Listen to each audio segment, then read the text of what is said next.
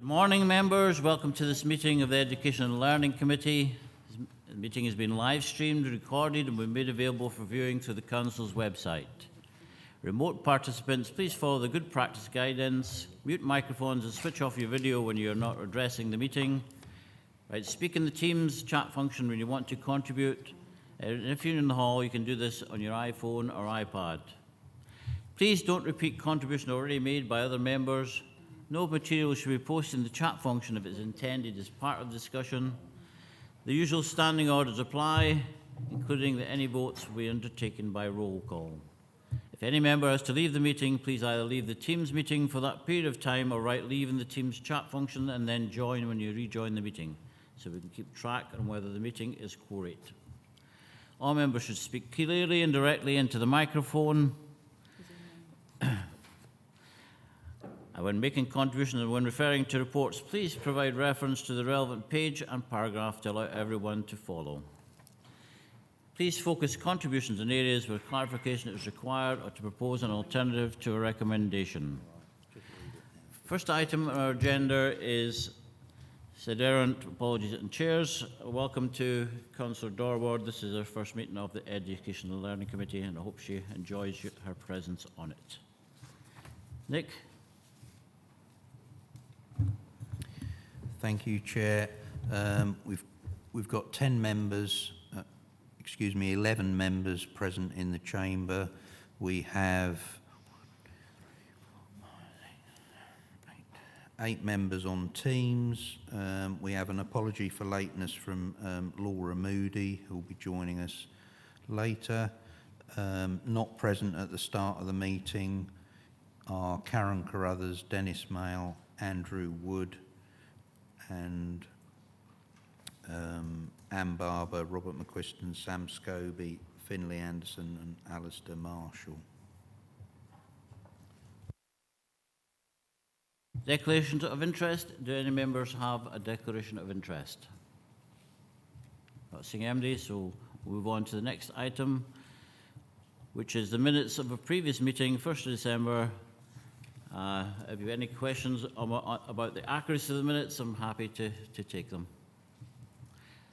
No? So do we approve the minutes? Okay, approved.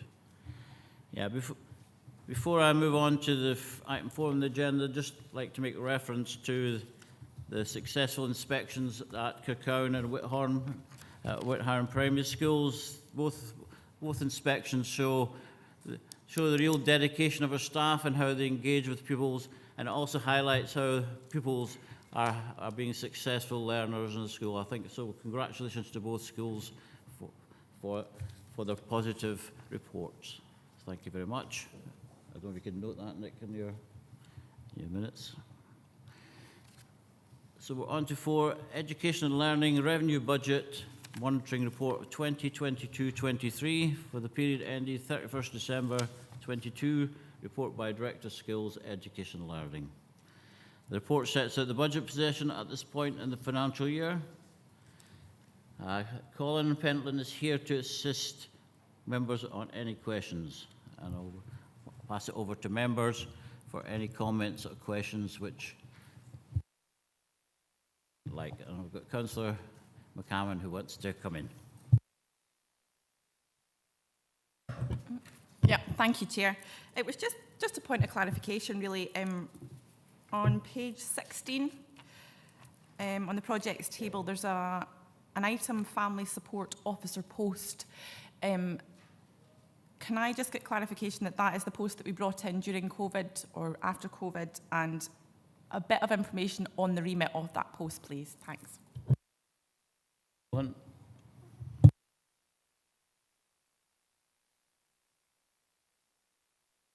Hugh is coming to assist. Hugh Smith. Thank you. The post was to build a capacity in terms of some of our parenting programs that we were looking at.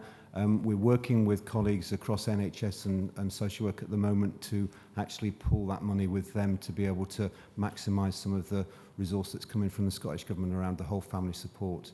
So we're sort of like looking to see how we can max that out if that's possible to have greater effect across the region. Jackie, want to come back on that one? No, that's fine, thank you. Councillor Stevenson? Thank you, Chair. Just on the professional development supporting learning teachers, I see there's a wee bit of an underspend there. Why is that? Thank you. Yeah, so I can answer on that one. Generally, the projects were based on a specific timeline and stuff like that, and then obviously with recruitment and bringing folk into post, there's sometimes some. Sorry. The projects were based on an initial timeline, for example, over a set period, say for 6 months, and sometimes there was a slight delay in appointment starting, maybe by a week or 2 weeks, and that then impacts on a small amount of slippage. So overall, there's just a small amount of £2,000, which is generally probably you're talking about 2 weeks of a teacher in the delay initial from the starting date for those kind of roles. We follow? Okay. Any other person want to come in? Councillor Dorward. Thank you, Chair, and thank you, Colin, for the report. Just to item 3.4, in terms of ongoing teachers' pay dispute, can I clarify we are basing our projections on the current pay deal as it stands? Thank you. Colin.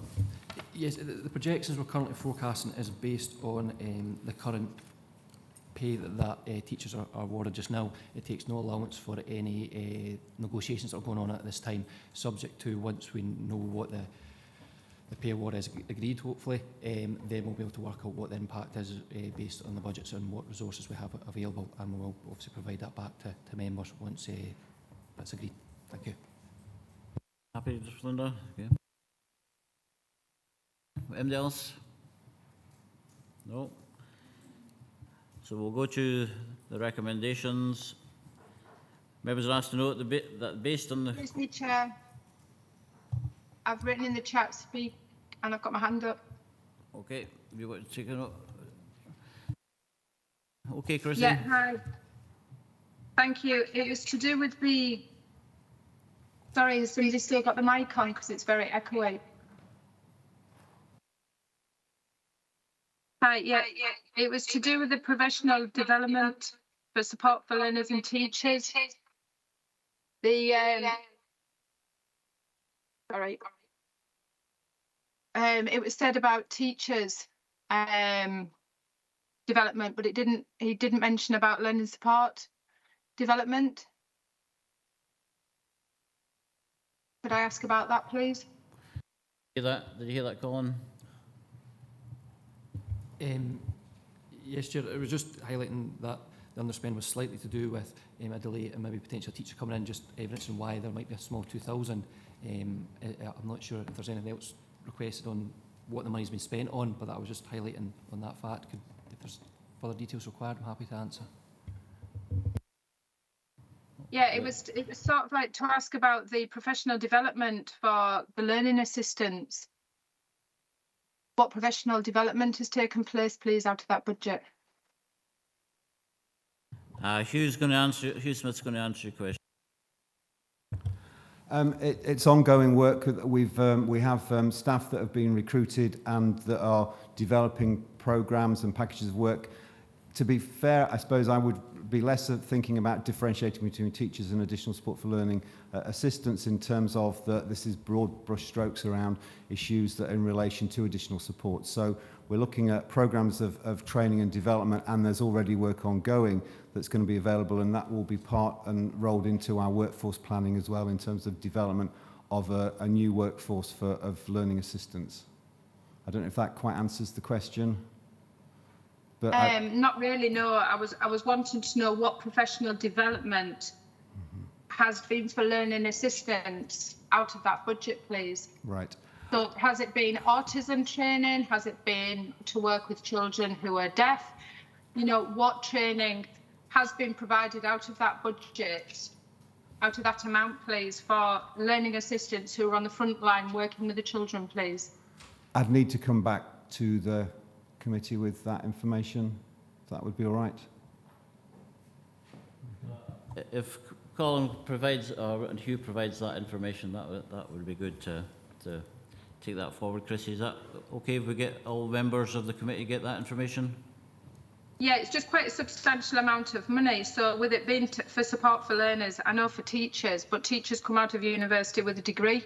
You know, they've got a lot of skills there, whereas support for learners at the moment, learning assistants, when they apply for a job, they're only asked for skills of a National 5 in maths and numeracy. So I'm wanting to know what development is there so that they can support children with additional support needs or social and emotional needs. What support and training has been, you know, done out of that budget so far, because it's quite a substantial amount of money. So yeah, that would be great if we could have a report back on that. Thank you. Gillian wants to come in. Sorry, I was actually going to hand over to Hugh, because of course this is only part of the budget that's available for supporting learners, professional development for learning assistants. And I think your question, Councillor Hill, was what specifically had come out of that budget, but certainly we can drill down to the budget to identify that. But I know Hugh can come back in a broader offer, perhaps. Thank you, Director. Yes, no, absolutely. I suppose it was on that latter point in terms of, you're absolutely right, Councillor, that the our entry point into the service and the team for learning assistance is maths and English. And we're very conscious, and I hope members may recall from reports that have recently come around our workforce planning, that we are looking in line with the national expectations from Morgan report to develop, to upskill all of our learning assistants. Some of our focus is, and has been, and is during in-service days when we have that opportunity. And it's always a balance between learning assistants being able to work and engage with their colleagues in school around planning for needs, but also to be able to look at training. So, you know, we regularly are putting on courses in regard to our de-escalation, our Team Teach. We access a lot of resources and provision that are nationally available, and we support our staff to be able to do that. But we absolutely are clear, and I suppose my point I wanted to emphasise was that a recognition that we need to, and this is part of what this funding is about, to be able to create a better programme of support and training and development for our staff, to be able to enhance the skills that they often bring to the service, but also to give them the confidence in what is increasingly a different cohort of children that we're seeing that are coming into our schools in terms of their needs. But we can definitely come back with the more detail in terms of the spends. Thanks, Chrissy, for raising that point, because obviously the development of our workforce and our learning assistants is really important, and Hugh will come back with more specific information for us all. Thanks very much. Could I just come back in, Richard, and ask another question? Yeah. Sorry, will it be mandatory? You've got your microphone on, Richard. Yeah, come in if you can be brief, thanks. You've got your microphone on, Richard. Will it be mandatory? We have requirement for when a learning support is employed that they have to undertake the training such as Team Teach or the de-escalation if it's offered to them as part of their job role? There's interesting debates about the responsibilities of employees in terms of measures like de-escalation and Team Teach, which is our physical intervention approach model, and that we are looking at the moment. We have discussions with our unions about the use of the word mandatory, and there's always a little bit of resistance around that. But absolutely, you know, we know that our colleagues, because we've surveyed them, over 500 staff, and I think it was 350, 400 came back to us. They said that they want training, that they're very keen to have that. They know what they're good at. They know what they would like more development around. So that's really informing the programme as we go forwards. But in terms of mandatory, I suppose it's really about it's you know, we're all learning, and it would be less about. Yes, I think it's we may be dancing on a pinhead in terms of whether it's mandatory or not. I think that it's about building the capacity of our colleagues to do a really difficult job. Thanks, Chrissy. I've got a few more people who want to come in. George and Jackie. George first. Yeah, thanks for that, Hugh. We know that there's going. We know that next year we've got a seconded person to take forward the whole workforce, and including the ASL, including training, including contracts, and including teamwork. and we're all, always have, since September, we've all had a lot of concerns about LAs and the place of LAs. The feedback that the officials have got and the mandate they've got is to look into how we improve that, including training, contracts, consistency, teamwork, all that sort of thing. So I think we can rest assured that Hugh and the team will keep us fully informed on that. And I think I would like to think that they understand, and the research that they've done and the feedback they've got is giving them a good head start on where we need and where we want to be. Would that be a fair assumption, Hugh? Absolutely, Vice Chair. Thanks, Jackie. Thanks. It was just off the back of the response to Chrissy there, it's just got my mind working.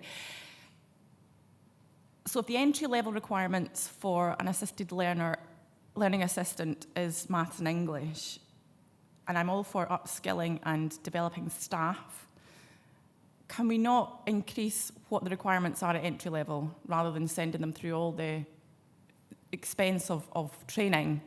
So can we ask for more requirements on recruiting rather than just maths and English so that it prevents a lot of spend within the council?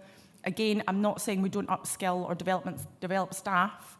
Is that an option? Hugh? We would love to be able to, and I have to say that the range of skills and experiences that come in through to the service and as learning assistants is amazing. I think the challenge for us is actually the more that we put barriers up, the less likely we are to be able to recruit. We are seeing real challenges in parts of our region at the moment in being able to recruit learning assistants to existing posts. It's an entry qualification because this is an education role, and actually literacy and numeracy are absolutely crucial. As crucial are your interpersonal skills, your ability to engage with the child, empathy, and that is the process that we would go through in terms of the recruitment. We know that we don't always get that right because no recruitment process is perfect, and I suppose that's where the opportunities are in terms of training and development to be able to test out some of those capacities. At the moment, we kind of had this in the report around the workforce, I think at the beginning of December, is that we have a real one-note approach for learning assistants. Everybody is a band 5, apart from, I think, 14 seniors that we have. And those learning assistants could be working with the most complex of needs of children that we have in Dumfries and Galloway, and we could be asking them to do really complex things, and they could be working in a small primary school with doing group work with a number of children and enhancing their learning and removing their barriers. The range and skills necessary, also working our inclusion basis, working with quite complex, challenging physical issues as well. So we know that we don't have a workforce that really meets the needs, the varied needs that we have across the estate or the education provision. And that is about that we have almost a point of entry and then opportunities to specialise is where we would like to get to. And that folks could then have more enhanced recognition possibly. So it is about not asking for more resource, it's about restructuring the resources that we have and the folk that we have to better recognise that actually if you're working with a child with very complex disabilities and you're having to peg feed them and you're having to change them and you're having to understand the complex communication needs that they have, that might need more training and more development, and we might need to recognise that in terms of remuneration in a different way. So entry point is just an entry point, and then and really it is about the skills that they have to be able to work with the children. I think the challenge for us is that we, as I say, the one note that we have in terms of not being able to then recognise some incredibly skilled practitioners out there that do most of are incredibly skilled, but they can have skills in different ways. Jackie? Yeah, if I could go back, please, Chair. Through you, Chair. Thank you, Hugh. I just feel that we must, by now, be identifying what training we're sending, or specialised training we're sending the staff on, and what the needs are for our kids across the region. So therefore, I just thought we might be able to identify that at the entry level, the speculation could be that this is the training that you're required to have because we might send you on it anyway, if you get what I mean.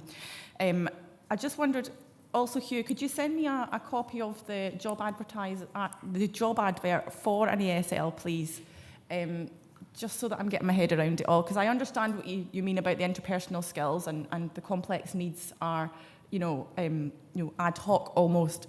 But I just feel if there's a trend of training that we're sending on, perhaps that could be something that is required on entry level. I'm not sure if that's viable. I'm not sure if that's possible, but if you could just send it on. Thanks, Jackie. Hugh will send you on that information, and we'll send on other information to you. And if you've got any further thoughts, then give Hugh an email or a call.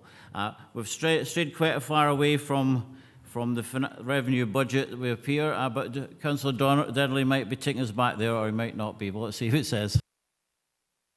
Councillor Denley.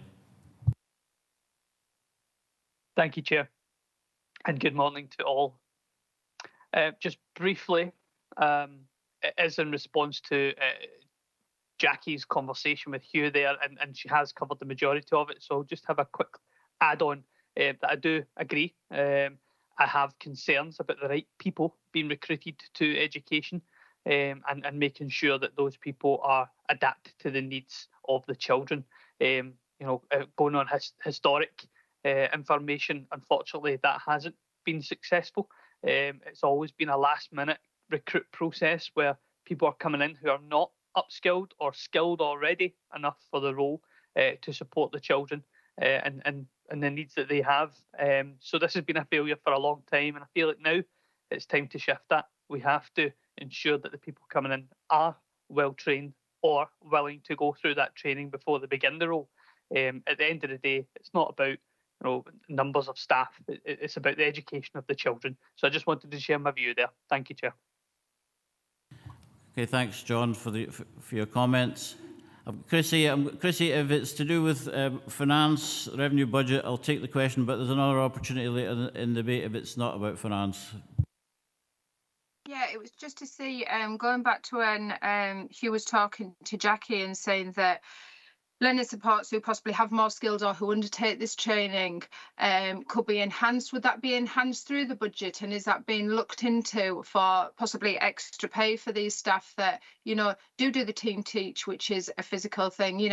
Is that going to be put into the budget? Is it put in the budget how they're going to be recognised for the skills, the extra skills that they're willing to take, or the extra skills that they come to the workforce with, please? Yeah, it's a budget question. Yes. Oh gosh, it just suddenly lost me there. What the question was? Sorry. Could you remind me, Chair? Sorry. It was additional remuneration Right. for additional Sorry. qualifications. Absolutely. Sorry. No, we don't. We're not looking for a budget at the moment. I was referring in terms of our workforce plan and looking at the whole quantum of learning assistants that we have that resource, and then starting to think about differentiation in terms of roles and responsibilities. Currently, contractually, our learning assistants should and can undertake the training that we provide, whether that's around de-escalation or around the team teach, which is our physical intervention model, that we're not asking them to do anything that they shouldn't do. I think the challenge is that we know that to enhance the quality of that offer, we should be looking at the different roles and responsibilities, and a single contract for 500 staff to doing the variety of roles that they're doing, working from early years all the way up to secondary, from very specialist provision to broad general mainstream, is very difficult to cover with just one contract. So that was the position, would be looking at what budget we have and then determining, and that will be reporting back to members, as I think we've already agreed that we will, in terms of workforce planning, what a workforce could look like that could meet those changing and emerging needs. And that will be, I'm anticipating, would be a differential in terms of roles. Okay, yeah, happy with that, Chrissy? Yeah, no, so we could possibly go back to the teaching assistants and the learning assistants and have the budget separated there, couldn't we? So that people with more skills who are dealing with the high tariff children would be on a wage that represented that. I couldn't possibly comment on what structure that would be. I think that's part of the process that we'll be going through, engaging with colleagues with our unions and with our parents and our teachers and our management teams. Okay, it's something maybe to take up through the group through the budget process if it involved finance, so that'd be good. If we can go to the recommendations, please. Councillor Lowe, got the last point. I just wanted to speak with a little experience. I became a teacher having been a learning support assistant, and when I started that job, yes, I had a minimum qualification. Actually, I had a degree, but that was in something different. But I was given the training to do that job. And if you've got someone who's willing to come into the service and then work with the specific people and needs particular skills, they should be upskilled. They shouldn't really need to come in with those skills. They may be a parent whose children are old enough and they're willing to work, but they don't have the skills. And I think we have to recognise that minimum qualification is fine, and then every opportunity is given for a particular skill to work with a pupil or with a group of pupils. And that's what worked for me. Thanks for those observations, Kim. They're very valuable. Thank you. So I think our debate shows that we've got a real concern about the budget and for our learners as well. So if we go to the recommendations. Members asked to note that based on the Q3 monitoring position, it is estimated that education and learning will return a break-even position as detailed in the appendix by the end of the year. Are we happy to note that? Okay, thank you. Next one is 5 property buildings estate asset class update. Lauren Foss is here to assist members on any questions. I'm going to open this up to members for any questions.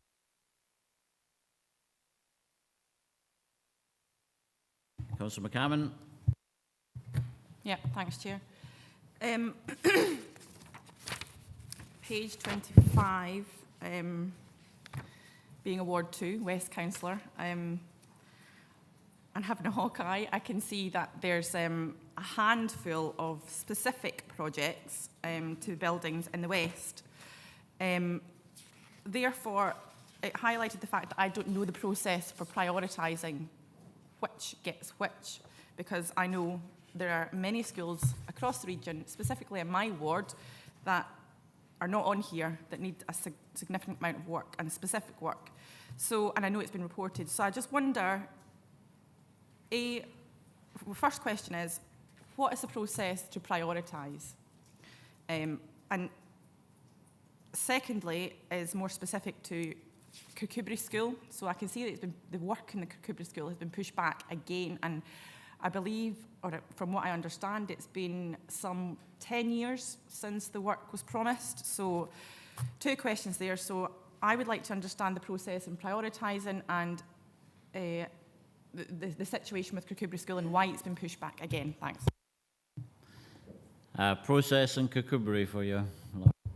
Thank you, Chair.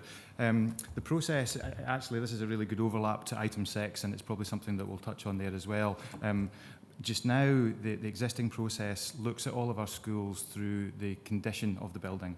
There were condition surveys carried out across all of our schools, following the Scottish Government standard practice that all local authorities have to follow. So it looks at around 12 key elements of a building. It'll look at the roof, it'll look at the walls, windows, toilets, electrical, mechanical. Gives it all a score, a grading, and then that really determines what your school priority order is. Worst condition schools we have invested in first, and then we just continue to work on down through the list. So it's based purely on facts, figures and data around the building condition. What we then do is, once that's in for investment, we'll also consider things like suitability when we're at the school for investment, but the key driver around which schools sit in the investment programme and the order that they come in is purely on the condition element of it. Now, that's something that I think item 6 will look at and maybe change the direction of how that works. Specifically in Kirkcudbright, the project that's in the asset class just now is around the refurbishment of the home economics department. I'm not aware of the 10-year delay on other elements. That may be in relation to a wider investment potentially that might have been discussed, but specifically on this one, this is just around the home economics department. It has been delayed but certainly not by 10 years, maybe around a 6-month delay we've seen on that element of it. Again, coming to the Kukubri investment, that might be something that's picked up through the revised learning estate strategy and could be something for discussion under item 6 as well. Thank you, Chair. Thanks, Lauren. If you want to come back in the process, Jackie, that's fine. If you want to pursue the Kukubri one, that's very important, but if you take it I offline appreciate it with, specific. with Lauren. The process, are you able to send me the stats, the figures that you've just said that the decision was based on, so that I can get an understanding of how it works? Because it's information that's important to me, because to answer questions from constituents, I need to know the detail. That's fine, we'll do that. Any other person want to come in? Paula? Thanks, Chair. Can we just agree that when someone's asking for information at committee, that all committee members get it, please? And just on 3.3.5, it says about the Lorry-Now boiler replacement, and it will be a like-for-like replacement now. Will that still be involved in a spend to save, or is that just a reduction in £90,000? Thank you. So taking the first part, I think what I'd look to do is to recirculate the committee papers that informed the priority investment discussions and the member agreement on those, and then also the running order that we have the schools in just now.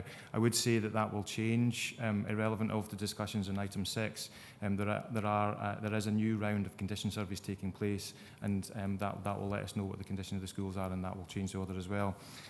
Specifically on the plant changes, the boiler house changes at Lorry-Now, there were a couple of options in there around a biomass replacement. Now, we've run into a few headaches, shall we say, around biomass and whether that's the right direction to go or not.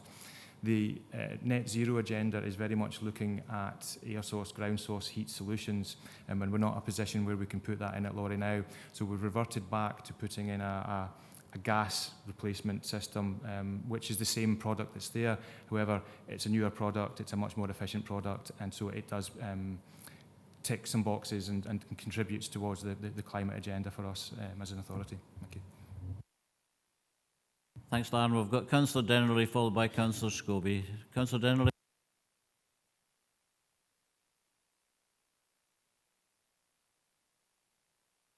Thank you, Chair.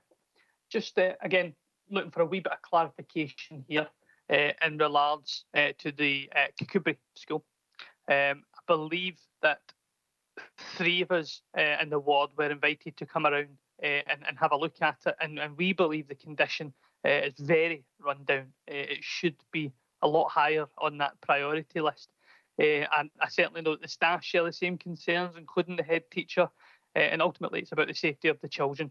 It's really bringing down things like the reputation and the moral of the school. I have to say, as an ex-parent of that school, it's a fantastic school, but in order to keep it that way, we need to justify some way to look for the right resources to go into that building, or indeed look for an alternative, possibly a new space for that school to work out of.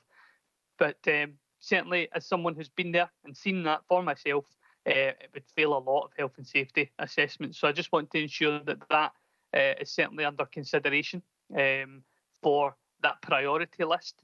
And again, maybe I'm speaking of item 6 already by this point, but I just wanted to ensure that we're pushing for that to be a bit higher in the priority list. Thanks. Quick comment, Claren. Thank you, Chair. I think the thing that the priority order investment programme does just now is ensure investment is equitable based on the condition of the building. Now, that is absolutely one factor. So the schools above Kukubri are in a worse condition. Ultimately, that's what that means, and we have to work down through them because that's the process that members have agreed, and that's the process that we follow. I think item 6 allows us an opportunity to consider whether that's the right way for investment to be made. And I think that will potentially shift the sand of what that investment looks like. I think it's and I'm stealing my thunder for the next item, but there's maybe a little bit of numbers that might help inform members' thinking. If we were to replace our school asset class right now at today's money, it would be looking at around £800 million to replace all of our schools as they stand just now. If we were looking at the calculations we use from the Scottish Future Trust around the number of pupils and investment that they would determine to go into our schools, i.e. our school estate were to shrink to the number of pupils that we've got, we'd be looking at around £700 million. That's today's value. On the investment that we currently have allocated through the asset class, that means it's a 168-year life cycle from investing in one school before we'd be able to come back to it. So that just gives you an idea of the scope of the challenge in front of us and why item 6 is really, really important to make sure that we invest in the right places for all of the right reasons. Thank you, Chair. Thanks, Lauren. We have noted your concerns about Kirkcudbright Academy, John, and we're going to... there's an opportunity in the budget process to invest more heavily, but that's down to finances and how we can work within the budgets that we have to do. We've got Councillor Scobie. Yeah, it's along the same lines, Chair, as the other speakers have mentioned, but it's taken a holistic view. And I know within the independent group there are members who feel that the schools like in Sinker, Kirkcudbright, Castle Douglas, other areas that might be falling behind. And it's notwithstanding what Lauren's saying, but whether indeed there is a need for a review along, Lauren spoke there at the end in terms of fairness or rather equity, but I think there's a degree of fairness that's needed in looking at the whole estate. And maybe that we're concentrating all the spend around one particular area. And it's just looking at 3.2 in terms of 949k spent up to December 2022, with still 5.546 million of a projected spend against that 6.292.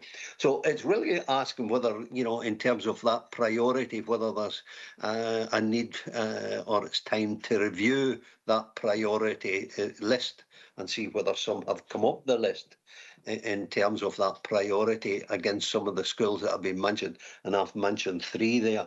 It's really whether we should be looking now at a review to see if we're still getting to the schools that really need that spend. Okay, well, we've already mentioned the financial challenges. Have you got any further things to say to Councillor Scobie on this question? Thank you, Chair, and thank you, Councillor Scobie. I think you're highlighting exactly what we as officers consider to be important just now as well, and that's why we've brought item 6 forward to revise what the learning estate strategy looks like and how that can shape our educational facilities moving forward. Everything you've mentioned is exactly where we would like to take this, and we need to review our priority investment and probably move it away from purely the single factor of condition, because it doesn't always mean it's in the right places for all the right reasons. There's so many other factors that we need to capture and consider within that, but hopefully we'll have an opportunity to discuss further in item 6. Thank you, Chair. You want to come back, Willie? No, I'm pleased to hear what Lauren said there, and it's really how we review whether we're putting our money, all our eggs in the one basket may not be, and looking at fairness and equity. So if item 6 is the one that we do, and I'm more than happy with that. Thanks. I've got our young person on the Finlay Anderson, followed by Councillor Hill.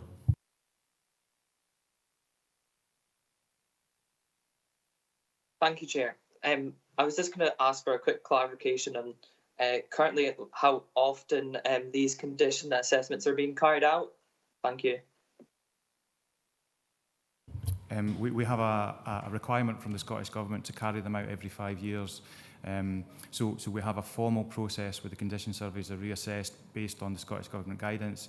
But I would say we also have our clerk of works and local knowledge about our schools, just so if there are any specific condition issues that come up on a day-to-day basis, then we can address those as well. That's why the asset class investment has a portion of flexible investment, shall we say, that's not completely allocated to allow us to react to the day-to-day issues that come around. Thank you. Okay, thank you. Happy with Finlay? Yes, thank you, Chair. Okay, Councillor Hill. Just looking at the list of schools, I noticed Castle Douglas High School technical classroom refurbishment. We had, was it an underspend on there? There's no minus against it, so it's possibly an overspend. Just thinking about what Willie was saying there about the fairness and equity for accessibility. My understanding is that some of the schools in the authority are not accessible for all subjects in classrooms for children in wheelchairs. So will accessibility or something be put into the budget for those schools? Is there going to be money left for those schools, please? Accessibility for me is a critical factor in how we look at our schools and where we invest. I would say the majority of our schools are not fully accessible. That's just a fact. The age and nature of them, as soon as a school doesn't have a lift in it and it's got an upper floor, it's classed as not accessible. Whether it needs a lift is a question that we always have to go through, and there's a reasonableness balance that we have to consider. So Gatehouse Primary School does not have a lift, was a former secondary school. We know that if there was a child that was required to use a lift as wheelchair access, for example, we would look to rotate the classroom so they could still have access to educational delivery. I think, though, moving forward into what the revised priority investment looks like, for me, one of the fundamentals would be a measure of accessibility across our school estate, and that would help shape where investment goes. So as well as condition, as well as suitability, as well as accessibility, and a range of other factors, these are all things that I would see being in the melting pot to determine which schools are invested in first. Using Castle Douglas as the live example, we are aware that there have been youngsters there now that have a requirement for more accessible access to the building, and that's where the reserved funding pot, I guess, comes into play. So we're looking with our design teams just now at minor alterations, minor adaptations that we can put in place to allow a better level of accessibility to the building itself.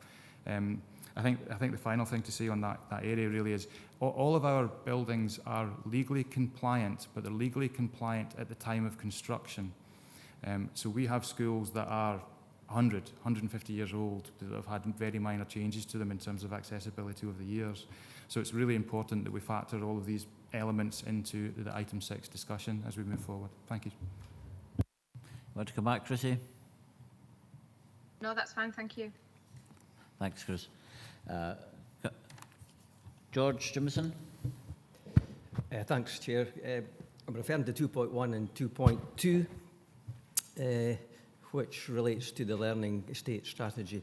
Now, we're asked to agree the contents of the learning estate strategy and furthermore see how that fits or how it can impact on the budget. For those that haven't read that strategy, and I know we're all busy, but I suggest you read it because it is an outstanding piece of work by the officials that did it. And it doesn't go into specifics into different regions, different areas. It's an overview of what I would say we need to consider for the future. So read in that document, we're looking at a holistic approach to try and improve the whole of Dumfries and Galloway regarding, for instance, less but better assets. Sorry, I'm on the wrong item. Yeah, am I? I've jumped ahead. But it the very game. much relates to what Lan's talking about. I had the game that were, but your comments will go towards the next, and so it'll shorten that item. So any further comments before we go to the recommendations? Don't see MD hand up, so we'll go to the recommendations. So members are asked to 1, note the financial position for the property building schools asset class at the end of December 2022 as detailed in section 3.1 to 3.2 and also within the appendix 2, and agree the revised budgets as detailed in section 3.3 and also within the appendix. And note 3, note the financial position for the 1140 early learning and childcare projects at the end of December 22 as is detailed in section 3.5 and 3.6 and also within the appendix. Are we happy to note and agree those things?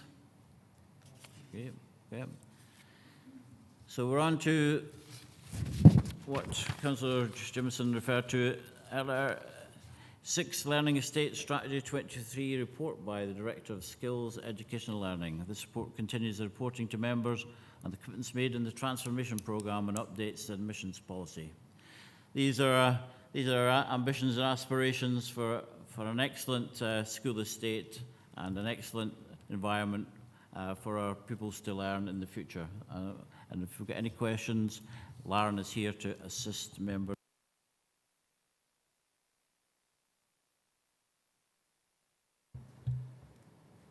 Thank you, Chair. Thank you, Chair. Just on page 37, under Our Schools Serve Their Communities, we talk 3.19, where appropriate, school estates should include scope for 2 to 18 provision on the same site. We've now got a couple of schools that have been open for a considerable amount of time that do the 2 to 18 provision, sorry. How are they working? Are they better, the same? How is that working for the pupils? Thank you. Thank you, Chair. You're absolutely right. We do have a number of 2 to 18s at campuses, and interestingly, some of those we're doing a post-occupancy evaluation on, just to see exactly how they've impacted. Now, we're doing that to help inform the building moving forward, and any new construction that we've got. But from an opportunity perspective, having everyone on the same campus does really ease the transition processes, whether that's from nursery to primary to secondary, gives access to specialist facilities. So in a smaller remote rural primary school where you've got a general purpose hall, which is also your drama space, also your music space, also your art space, also where you dine, also where you do PE, you've got access to walk along a corridor in a nurturing environment where you can gain access to all of these other areas. I think what I haven't, in my experience and the area that I work in, I haven't looked at specifically the performance outcomes of a 2 to 18 compared to others, but that's possibly something that we are looking at in the background just now in terms of what's the optimal solution for a school. And there'll be a range across all of those things. So we, in our background at the area that we work in, it's generally around the building itself, but we are bringing in performance data now just to see exactly, because that's what it's about. It's about opportunities, outcomes for youngsters, not just the environment that they sit within. So I'd say they work really well from a facilities point of view. They are an efficient model and a cost-effective model, but the early indication is that they're performing well. Thank you. I've got Councillor Young and then Councillor Scobie. Yes, thank you, Chair. I agree with Councillor Jimison. The Learning Estate Strategy is an excellent document with a lot of worthwhile ambitions in it. We talked about Castle Douglas High School and its condition, and I'm aware, and Lauren's aware of my concerns regarding accessibility to that particular school. And I feel, with the likes of Castle Douglas High School, no amount of refurbishment will solve the basic problems. It's building riddled with asbestos, and at the moment, children from its catchment area who are disabled have to go to another school. Even parents who are disabled are unable to come in and see their children receive prizes or put on a performance. So my proposal is a wee bit radical, perhaps. I'll propose we have a complete rethink and have a stewardship learning campus combining Castle Douglas High School, Kirkcudbright Academy and Dalry Secondary. I'm not going to argue it should be in Castle Douglas, but I think in terms of spend to save, we really need to have a better learning environment for the children in that part of the stewardship. Thank you. Thanks. You want to comment on that? Thank you, Chair. I think our aspiration and how we look to address this moving forward is really to gather as much data as we possibly can at this point in time, and make sure that we capture all of the appropriate stakeholders in that process. Some members may remember pre-COVID that we'd started this journey around engaging with clusters, engaging with parent council chairs, yourselves as elected members, head teachers, and looking at building a criteria around what defines a school and what are the factors that we should have within this. My colleague Kevin, who's instrumental in writing this report in front of you and the document, has mapped out an engagement programme that will give us that opportunity, and that's where we'll ask all of these questions. Simple things like, what's an appropriate journey time for a nursery child, a primary child, a secondary child? What's the size and scale that a school should be before it gets beyond the human scale? Where's too small, what's too big? Looking at the roads infrastructure, looking at all of the other council assets within the community, looking at other community assets within there, and we'll use all of that data to try and map out exactly what a perfect school estate should look like and how all of that sits. Now that's a really huge task. That's going to take us a little bit of time, but ultimately what that will lead to is the master plan learning estate strategy that will be our vision, and that will be our target for the next 5, 10, 15, 20, 30 years. It's going to take us that long to get from where we are now to where that needs to be, and it will evolve and change along all of those routes. My thoughts would be exactly around the Stewardship. The Stewardship is a brilliant model to start that journey. Once we've been through the engagement process, once we've gathered that data, we're going to have to begin somewhere. I absolutely recognise the challenges around Kirkcudbright, recognise the challenges about Castle Douglas. Being a Dalry pupil myself from a million years ago, I know exactly the difference that it's seen over the years as well. So I think if you're looking as a starting point, that might be something that comes through this, and we'll find out what that solution looks like through consultation and bring that to members to see if that's something that is palatable, that is something that you agree with, and that might well be the starting journey of investment moving forward. Thank you, Chair. Yeah, I think that's a good way forward, Councillor Young, that we look at the stewardship and how that can be progressed, and that could be part of your work stream, Lauren, to bring that forward to members as well. Is that, you be happy with that, Sean? Thanks, Chair. No, I'm very content with that. I just wonder if Lauren could put a time scale on that work. I knew you were going to ask me that question. I think we're looking at our engagement starting to middle of February, finishing by the end of March. We'll need maybe a period of 6 to 8 months to digest the data that comes in through that process and start trying to map out what that looks like across the authority. My stumbling block or the little challenge actually is keeping the wheels turning. We have a 3-year capital investment programme now that theoretically is agreed by members. So we are committed this financial year next and the one after that. So really we'd be looking at the first level of investment on what the new future looks like being a year 4 investment. So theoretically we're about 4 years away before we could start planning what that investment looks like, should it be for the stewardship and impacting on Kirkcudbright and Castle Douglas. Obviously there's loads of caveats in that around how much investment is actually required on those areas at that point in time. But realistically I think that's a time scale where we would be able to show a different direction in terms of how investment's made. Thank you, Chair. Okay, thanks. Councillor Scobie, then Councillor Stevenson. Thank you, Chair. And just to echo the sentiments, the expression made by George there, that it is an excellent document and it gives very much food for thought. I'm looking at very much going on what we discussed in item 5, moving on to item 6, as Lauren said there, and him being more than a million-year-old. I'm sure, or at least I hope he will remember the Belmont School issue of many years ago, where it was flat roof and the water was just pouring through the school, and the committee at the time took the view that it needed replaced and did replace Belmont School, but even that now is becoming dated.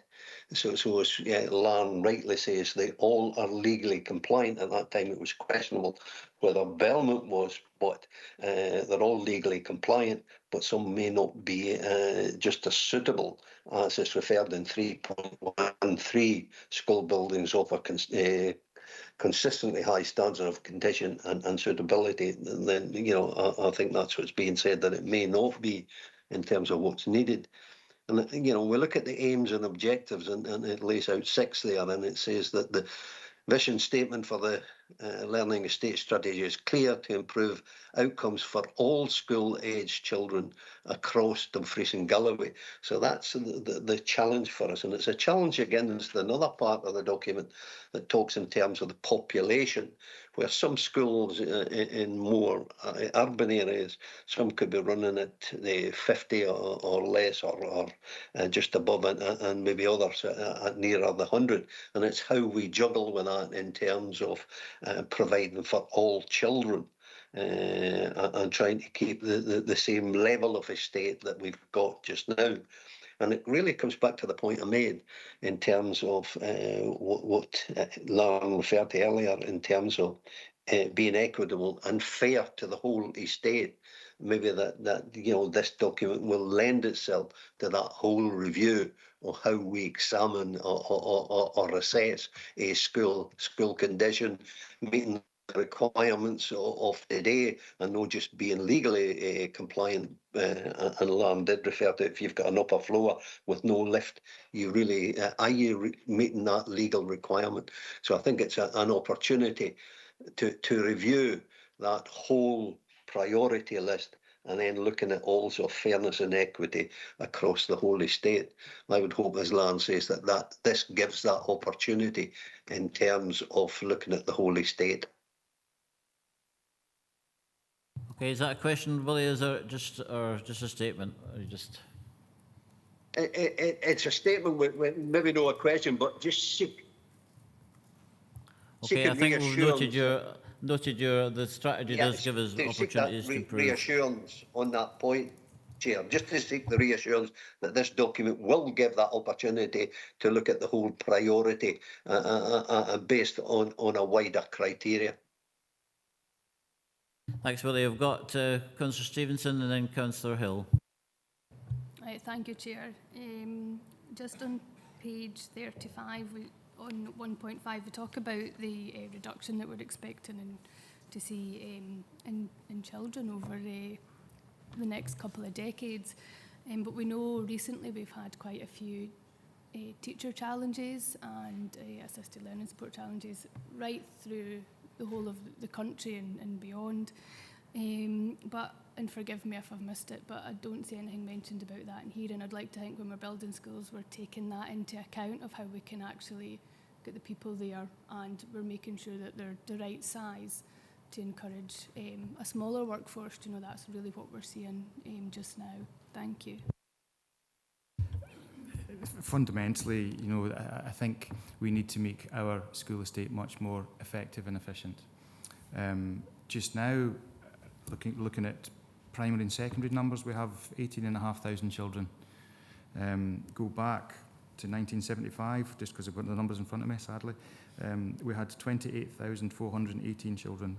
That's nearly 10,000 children less now. And we have a school estate that hasn't really changed and shaped itself around the number of children that we've got in front of us. And that really does lead to inefficiency.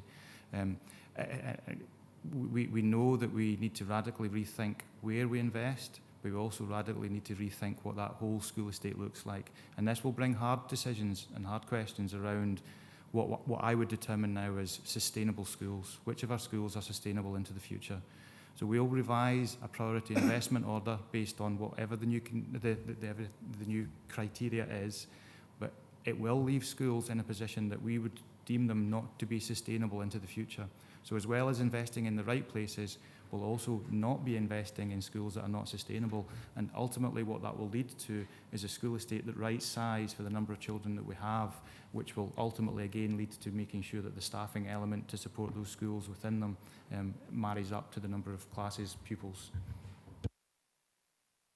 Thanks, Lauren. There's a transformation ahead and there's a challenge to meet, so I think that's something for the Education Committee to take on board for the future. I've got Councillor Hill and then I've got Julie Irvin. Thank you. So when we talk about the whole estate and removing buildings on page 43, 13.2, and keeping buildings that are sustainable, because, you know, there's going to be a decrease in pupils, how then will, you know, and on page 36, 2.4, we talk about delivering fewer but better assets. Is this because we're going to be doing more digital teaching? Because that brings me to concerns of 2.2 on page 36, that we're committed to giving all local children and young people equal chances to fulfil the potential, improving health and well-being for all children and young people. Now, I totally understand the financial situation of keeping schools open that possibly don't have a large uptake, but then the health and well-being of children walking to school, you know, they'd have to get transport, and we're trying to get to net zero. We talk about transport policy in the next item. A lot of things, and to me it's quite concerning where we're heading forward with this. You know, I'd like a wee bit more information as to why we're developing fewer subjects possibly. How's that working? Can you sort of like go into a bit more detail about that, please? Thanks, Lauren. And Jonathan would like to come in as well. Yeah, thank you, Chair. I think it picks up on the point that Councillor Stevenson made as well in terms of the population and trying to track the population. Lauren's given a very stark indication of significant pupil roll decrease. Dumfries and Galloway's population is decreasing, although the demographics are shifting to an older profile, and we understand that, and that puts pressures on other parts of the service. Our work is to really consider how do we build the estate or develop the estate to ensure that we're meeting that demand across a vast geographic area. And in the paper itself, in the strategy, it describes Dumfries and Galloway as the third largest physical area in Scotland, as we know. But not all of our areas in Dumfries and Galloway are the same. And so therefore we have seen absolutely since the pandemic very different working patterns for our parents. Our parents work in a different way. Our children have learned in a different way, and that picks up in the aspect of digital. Who knew we'd be where we are now, and the changes that we've had to make, how our skilled workforce have had to change how they've delivered learning. And it certainly doesn't suit all children at all times. We absolutely understand that. So I think we're at the sort of the frontier of some of this work in terms of trying to consider what does education, what does learning look like as we move in to the next decade or the next year, because it's moving so quickly. And so some of the work that will be taken forward through the engagement activities that are being set up in the consultation events is very much these kind of conversations. This is where we want as much involvement from everyone to consider what are the pros, what are the cons, what are the things we need to think about, what are the knowns and what are the unknowns, or what do we think the unknowns are because we don't know them yet. And we are very much trying to gather as much possible information as we can to build on the strategy to allow us to develop a plan that we can actually implement that has got that ability to be flexible enough, because we see things changing all the time. Members will recall that I brought a paper at the December committee on mothballing our schools, looking at the schools that have got a very low pupil roll, because we're absolutely determined to provide the best learning opportunities for the children in those schools. And we need to look at that. We need to have those conversations to say, is this the best learning that we can offer those young people? They get one chance at education. Let's make sure it's the best chance we possibly can give. And just maybe to sort of finalise my part here, is just maybe to also think, you know, in terms of building our workforce, absolutely, Councillor Hill, just thinking about what are the skills that the workforce will need in the future. How do we make Dumfries and Galloway an employer of choice? How do we make sure that we get the best staff in our schools? And if we can provide the best physical facilities, the buildings, then we've got a better chance of attracting the best staff to work in our organisation. But I also think we need to work across our wider council colleagues and indeed our community partners. Schools will not just be schools in the long term in the future. They won't just be 39 weeks of the year being open and shut as a school. We need to look at those wider opportunities. We need to look at how can we possibly co-locate other services, other parts of our council. Can they also utilise the buildings that we've got available? We can't continue to run, and we can't continue to afford all of the buildings that the council run. And we know that we've got a programme of looking at how do we build, how do we reduce that, how do we rationalise some of the buildings that we're currently using. So this all has to be part of the round. How do we work with our transport colleagues? How do we ensure we've got good networks? How do we ensure that we can get children to and from the buildings to ensure that they're getting the best opportunities of interacting with other young people of a similar age, etc. So this is the work, and I think what we're hearing today in the conversation, the discussion this morning, is that this has given us the assuredness that this is what we need to actually have on the table and have those conversations to allow us to build that plan. Thank you. Thanks for John for setting out the challenges and opportunities afforded. Chris, do you want to come back on that?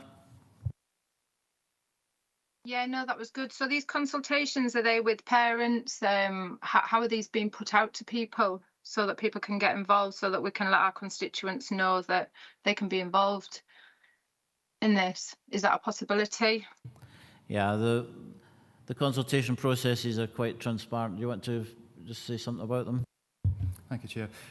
Yes, so we've got a range of stakeholders that we're looking to have involved in the consultation process, all the way through from pupils, parents, teachers, elected members, ward officers, and that's the sort of range of invites that will go out to make sure that they're captured. It's not done in one meeting, it's a range of meetings across different clusters. The last time around we also actually had a member seminar directly round about it. We met with the Youth Council, which we'll look to do again. So we need to make sure that we've got an opportunity to capture all the right voices to help shape what the data is sitting behind the learning estate strategy. Thank you, Chair. Thanks, Lauren. Thanks, Chrissy. On to Julie. Thank you, Chair. Just a couple of questions, Lauren. You've talked about the engagement with everybody there as part of the consultation process, but I notice on page 29 at 3.3.8, there's actually no mention of staff involvement there, as in class teachers. And class teachers are your workforce. We're the ones who know the impact of open plan spaces, who know the impact of not having a school library. So my question is, why are we not mentioned there? Because later on in the document, it does talk about the importance of stakeholders being really important and the consultation for everyone. So that's my first question. Second question is to do with the virtual delivery, because we know online learning does not suit every learner. We know for some children it is absolutely what they thrive with. But how do we ensure who's involved in that, where it takes place, how it takes place? We want to ensure access to all curriculum subjects for all children if that's their choice, and not as in the case at the moment if you live in the Stewartry with the schools you've mentioned previously, where if you want to do specific subjects, you can't unless your parents are willing to transport you in the middle of a school day to another school. So that isn't equitable and it's not fair at the minute. But some of these subjects couldn't be delivered virtually either. So I've got some concerns around that. And my third concern around that is with the virtual experience, you talk about all the advantages, but there's no mention of the disadvantages there. The fact that although it's online learning, depending on where it's taking place, you still need members of staff present to support and to assist learners in that process. Thank you. Sorry, that was a bit long-winded. You want to come back on that one? Thank you. Thank you, Chair. I guess you've picked up on exactly what we picked up on that list. So that first list is actually the guiding principles from the Scottish Government. That isn't our list. That's what the government created. That goes out to all local authorities. And that's why in the document we enhanced the level of consultation to make sure that we've got a wider pool of information and considerations coming into there. The digital offering inside the physical environment is actually really more around making sure we've got the right facilities that are able to support digital learning and that digital offering. It's not defining whether a secondary school shouldn't have a science department because we're doing it through an interactive whiteboard. It's not looking at that side of it. It's really just making sure that we consider where exactly those headaches we run into, those challenges around making sure that we've got the right staff in the right locations, where that isn't possible, we are actually able to offer something through a digital medium. So it's a sort of belt and braces approach to just to making sure that our learning estate is digitally enabled to be able to do that should there be issues with whether it's a particular subject area or, you know, so it's really more around that side of it than changing what the physical environment looks like and removing all of those specialisms as a potential budget saving. I think for me, the driver behind this is actually we need change. This may well bring a saving, it may well be a more efficient model to go with, but fundamentally our school estate is so old that it needs reviewed and updated and brought up to modern standards, a modern way of modelling it. I think we can see the vast level of investment that's required. We can see the falling roles and all the information that supports that coming forward. And you know, going back into my data sitting in front of me here, 1975 we had 152 schools. Now we have 113. How were the decisions taken for those schools to close ultimately? Was that a managed process? I think what we're trying to do is to grab the bull by the horns and say, let's drive this, let's lead this. Let's not just allow it to happen because of whether it's a dropping roll in one area. Let's look at what sustainable means. Let's look at making sure that our 30-year investment programme aligns with where we want it to go, not just allow it to meander through a path of falling rolls and it happens by coincidence. And we need to absolutely take control of this to make sure that the limited funding that we have goes in absolutely the right places so that we get the best return from that, whether that's a physical financial return or whether that's an outcome and attainment return, and hopefully it's both, and it should be both, and that's where we'll be driving for. You want to come back, Julie? No, that's fine, thank you. I've got Chrissy Hill again online. Hi, yeah. So are we looking at super schools? In effect for rural areas like the Maccas, like we've got Dumfries Learning Town, you know, we've got the bridge there, we've got Dalbeattie High School. Are we looking at getting rid of some of the buildings and building new super schools? There's actually no detail on any of that yet because we haven't gone through the consultation process. That's what the consultation process is around. We need to go out and speak with our communities, our facility users, and say, what is the experience like within a large school, within a small school, within a new school, within an old school, within an X, Y, and a Z. And actually it's all of that data that will help define what our school estate needs to look like. It may well come out as a, you know, picking numbers here, but it may say secondary school shouldn't be above 1,200 children because you're lost in the numbers, etc., etc. So it may also say primary school shouldn't be below single stream. It might say it shouldn't be below 4 classrooms.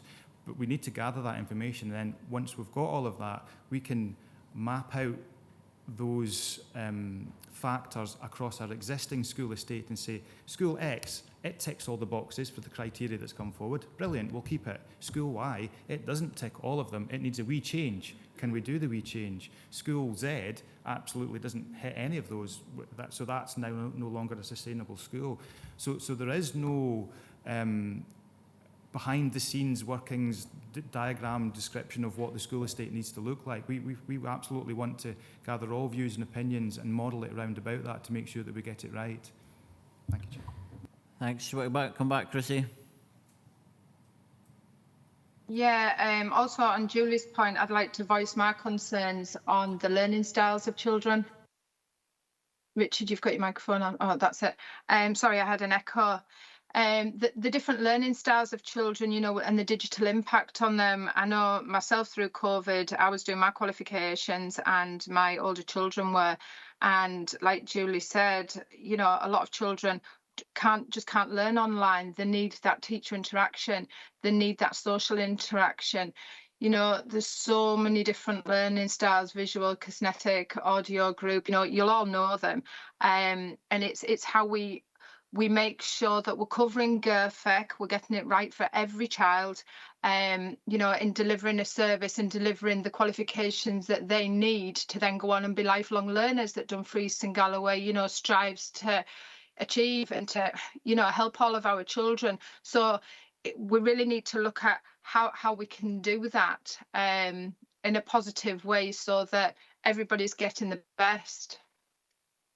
Thanks. Your comments are noted, Chrissy. Councillor Dorward.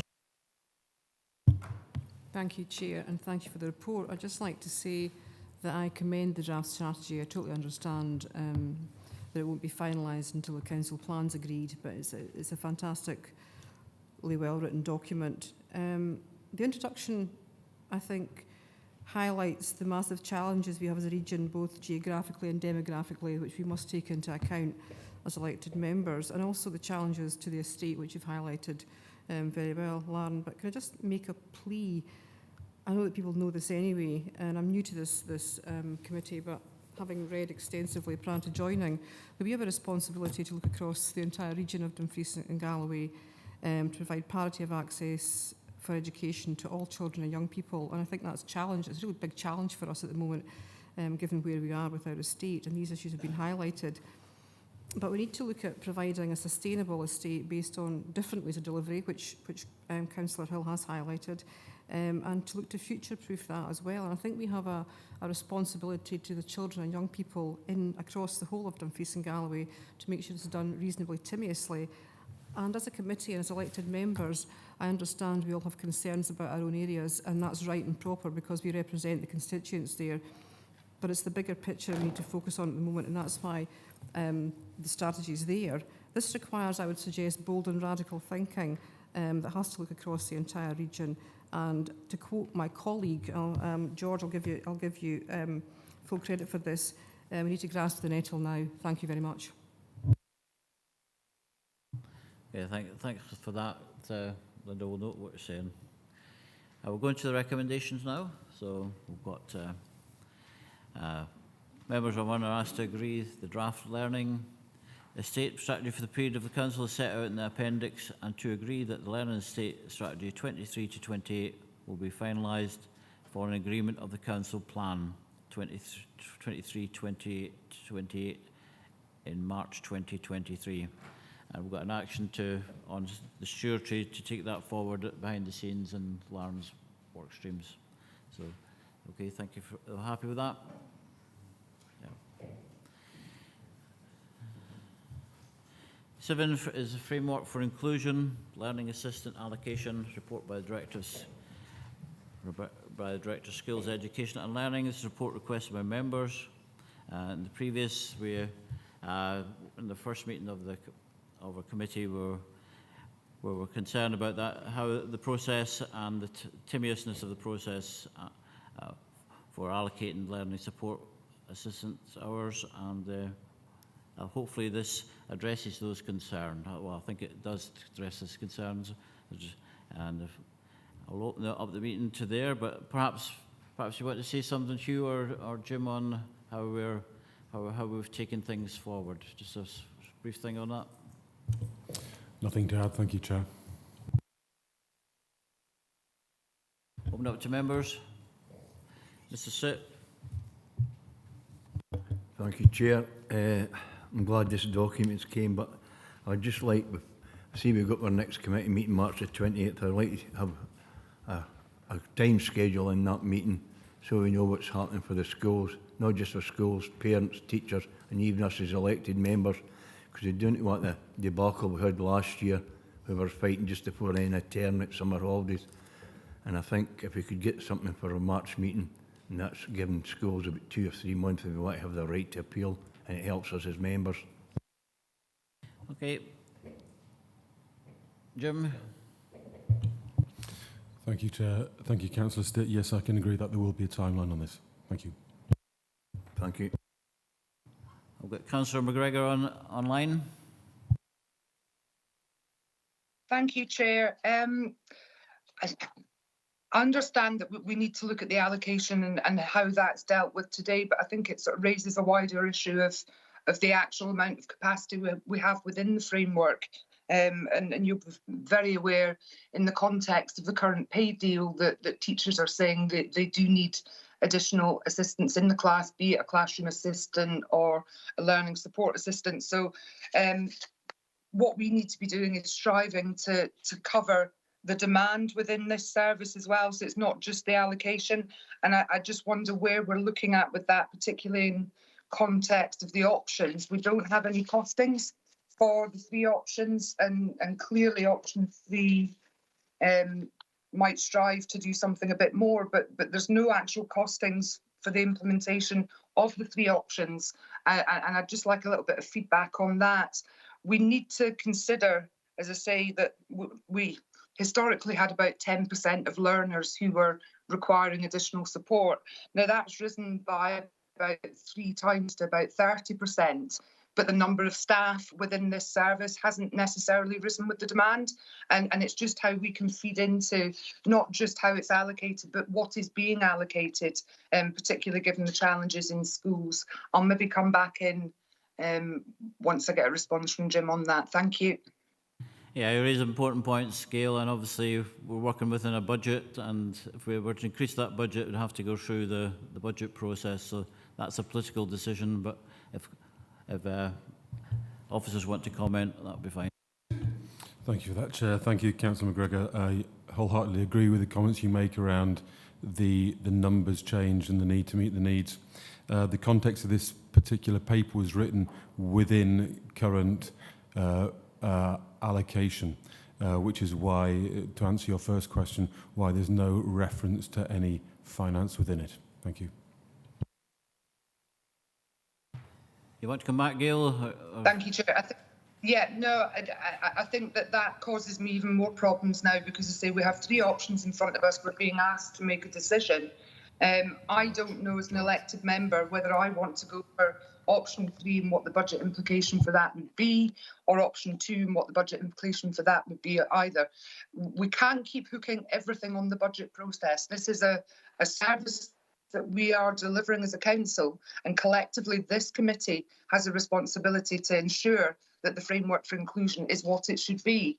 So I'm not sure I can agree an option today without the budget implications of potentially putting some more money towards, and I would need obviously our Director of Finance and people within the Finance Department to do those workings as well. So what are we being asked to do today is essentially maintain a status quo, but put slightly different processes in place to make it easier for the schools to allocate. We're not actually improving the service. Sorry if I'm sounding a bit cynical, but I know it's a big issue. I mean, you'll have seen in the press last week an article about children going to school dressed as animals. You know, people working in learning support are having real challenges with very difficult pupils at times, and we're not seeing any additionality to cope with that. Yeah, I think you raised important questions there, because does somebody want to come back and comment? Hugh? Thank you, Chair. Just, I suppose, on the first point of the first 2 options are within the budget, and reference 3.4 that the scope of the exercise was to come back with options within budget. Option 3 was put there because of having been to committee many times and been asked about that as an option, that we could allocate individual hours to all of our children. I felt it was important to include that, but also to highlight the challenges about that approach. It's not practicable, it's not affordable within any model that with current budget that we've got. But I think it also, and I suppose, Councillor, I'd just like to bring back to the title of the report is Framework for Inclusion, Learning Assistant Allocation, particularly to emphasise that the learning assistant allocation is only a part of the whole system, the whole offer for all of our children, including those 6,000 children that have been identified with additional support needs.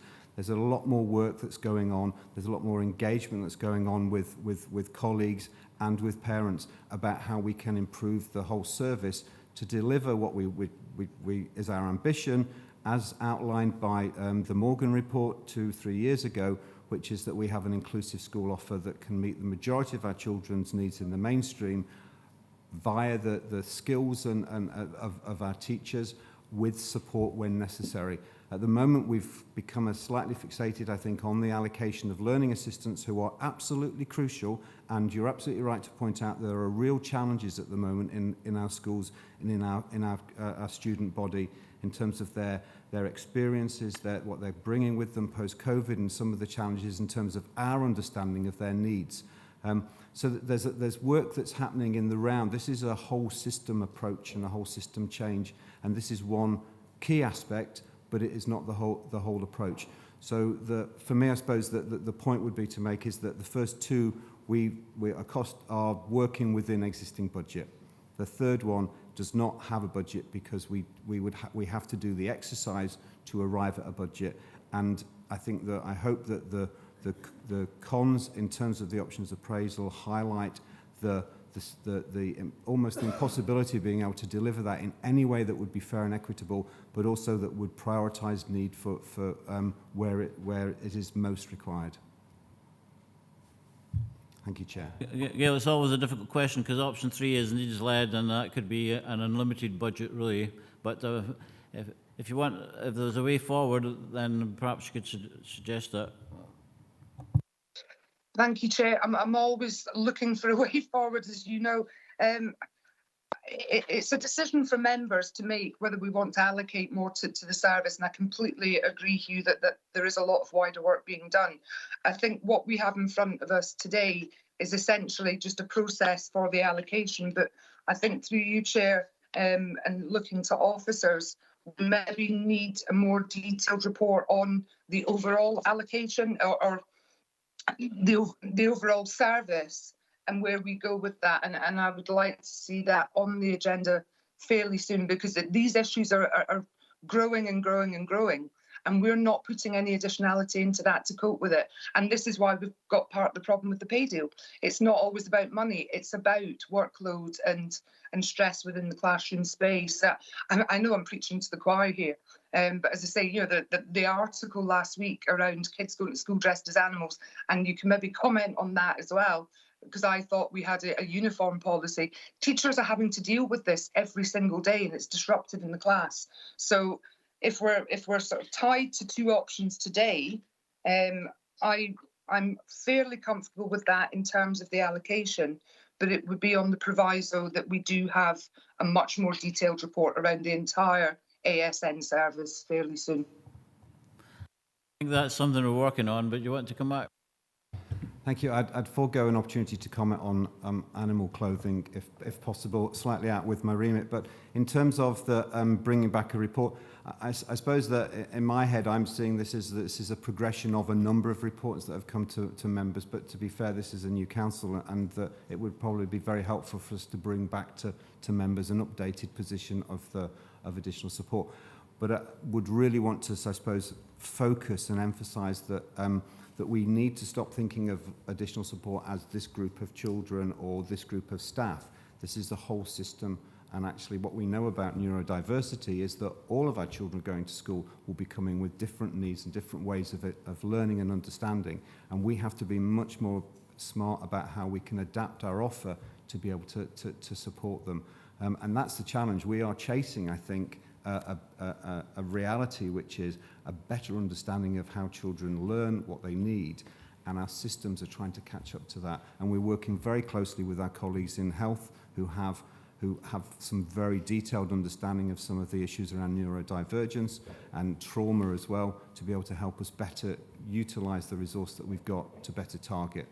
But it is, again, so I'm not going to suggest that it's not a challenging environment out there. We are seeing some, particularly in early years, quite surprisingly and very worrying, because if we don't get a handle on that group of children, and these are children that have missed out on a lot of social experience, that their communication skills are not what they should be or what they would normally be if they had been in more social experiences, but they were lost because of lockdown. Coming into nurseries, not able to communicate their needs, quite distressed at times, and we know that behaviour is communication, and we're seeing some challenging. And as just slightly as referenced in the report, but no detail, we have been able to secure some additional capacity to look at that particular cohort. And in terms of Councillor McGregor's general point about resourcing, would remind members that in, I can't remember when, apologies, but over the summer the committee did agree for additional resourcing, and we were able to manage some of the COVID funding, recovery funding, that has come in to allow us to augment some capacity as well. But as was said earlier in terms of the finance, we really struggle to find people at the moment, and we're not very clear, Councillor McComb, we're not wanting to just bring anybody in. We have to bring the right people in, but we're not as attractive as we could be, and we need a workforce plan and a workforce approach that allows us to increase the attractiveness of coming and working in our fabulous schools with our great children. But it's a challenge. Thank you. Thanks, you. If I was to come to this meeting as an animal, I'd be a leopard. My spots really haven't changed because I know all the pressures on the education system, and I'm trying to work together. I'm sure everybody in this room is trying to work together to make sure that our teachers are supported and the kids get the best education as possible. And I've got Councillor Stevenson, and I've got Councillor Jimison and Councillor Scobie. Thanks, Chair. I'm sure this meeting's saw some conversations. Dressing up as animals is certainly up there. Anyway, this is obviously an incredibly important report, and it was actually the Labour group that asked for the review to take place in June when we agreed the £88,000 increase. So one of my questions is obviously going to be how much of that have we actually spent? And the other question, how many appeals have actually been granted? And then just on that, and to slightly agree with Councillor McGregor, there isn't any option that I find we could fully support, but considering the timescale that we have, and knowing that we particularly want to see everything done and dusted, including the appeals process, by the end of the school term in June, then we would support option 1 up until June, and would like a review in place for the first committee back so that we can actually look at all the other implications that this has involved. Thank you. Yes, thank you for that, Councillor Stevenson. Happy to commit to that paper in the first committee post the summer break. Thank you. Okay, Councillor Jimson. Unless you want to come back, Paula? Yeah, sorry, I'd asked about the extra £88,000, if that had been spent, and how many of the appeals had been granted. That's very important, because that's one of our first actions, is to put a wee bit more in the pot. And it was very gratefully received, and it has helped and assisted.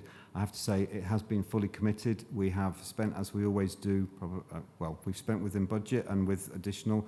The challenge has been, we've committed, I should say. The challenge has been that we haven't in all places been able to find staff that can actually fill those vacancies. And that's the bit that we have, our part of the process, which is allocating, and then we have the other part, which is our finance colleagues, and if Colin was here, would say, looking at what's coming in terms of staff costs. And then we're at that point when we're looking to marry up to see what the gaps are. George? Yeah, I would echo what Paula said. This is about the allocation process. We have to remember that the officials have agreed and employed and seconded a person to take ownership of ASL. So we're not just looking at the numbers of ASL, but the quality of ASL. We've already talked a lot about the application process, the training process, the ongoing training process, and a particular desire of mine is contract. Says we get security of employment, and the schools have security that they've got the LAs. And it fits very well with Angela Morgan's report, because she talks a lot about team. And the assisted learning support are part of the teaching team. And that goes into the work that the officials are doing on the workforce in a totality. So I think we need to take all these things into consideration. Option 1 wouldn't be my choice, and neither would option 3. And I think if you really study and analyse option 3, there's a lot of possible unintended consequences that we might not like. So I would say we give the officials the space. We've got a lot of information there, and it's a really good report, and it's very honest on the feedback from stakeholders, and it's quite stark and it's demanding. But I think there's a common theme amongst all of us that we really appreciate the importance of assisted support for learning within the workforce. So I would support option 1 with the proviso that it's for a year, and then we look at the whole situation over the coming year, and then we can work with all the stakeholders and particularly improve the outcomes of education and learning for the young folk. Thanks, George. Obviously, we'd like a revolution, but we're in an evolutionary process, and we're moving forward, and hopefully making progress as we move along. Paul, you went back in?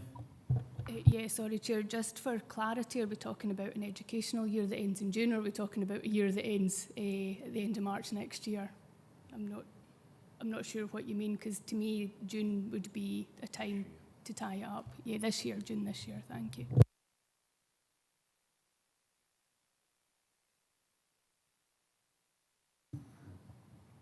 Sorry, no, June would be fine because the allocation will be completed by then, and we will have the, hopefully, well, we'll have the feedback from the consultation, and we'll be part of that. We'll be bringing back the ongoing engagement of all colleagues and parents in the process going forward. So not just the process of allocation, but also the whole approach to additional support for learning.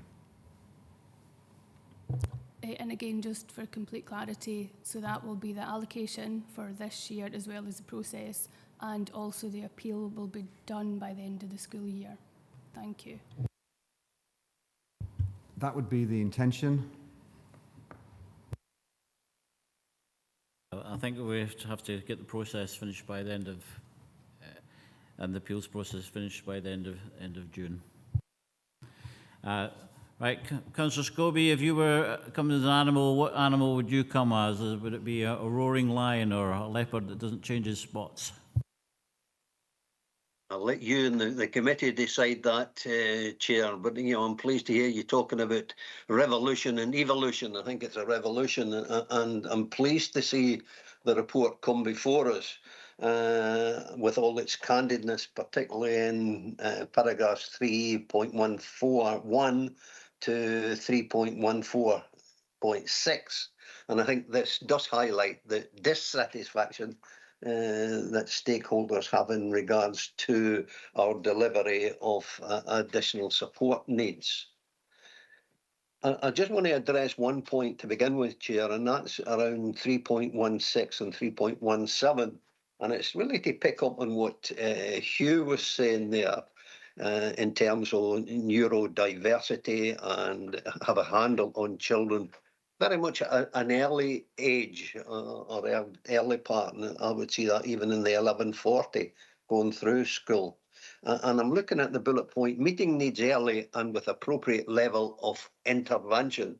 And I've had this discussion with the directorate, or Jim at least, in terms of how we do identify and intervene at early stage. And I would like to ask, what progress we're making with our colleagues in the health and social or in the NHS in terms of the assessment for people, children with autism, and for us to monitor that to get the actual figures in terms of it reducing from some 2 and above years waiting on an assessment, so that we can get a handle in early years right through the spectrum.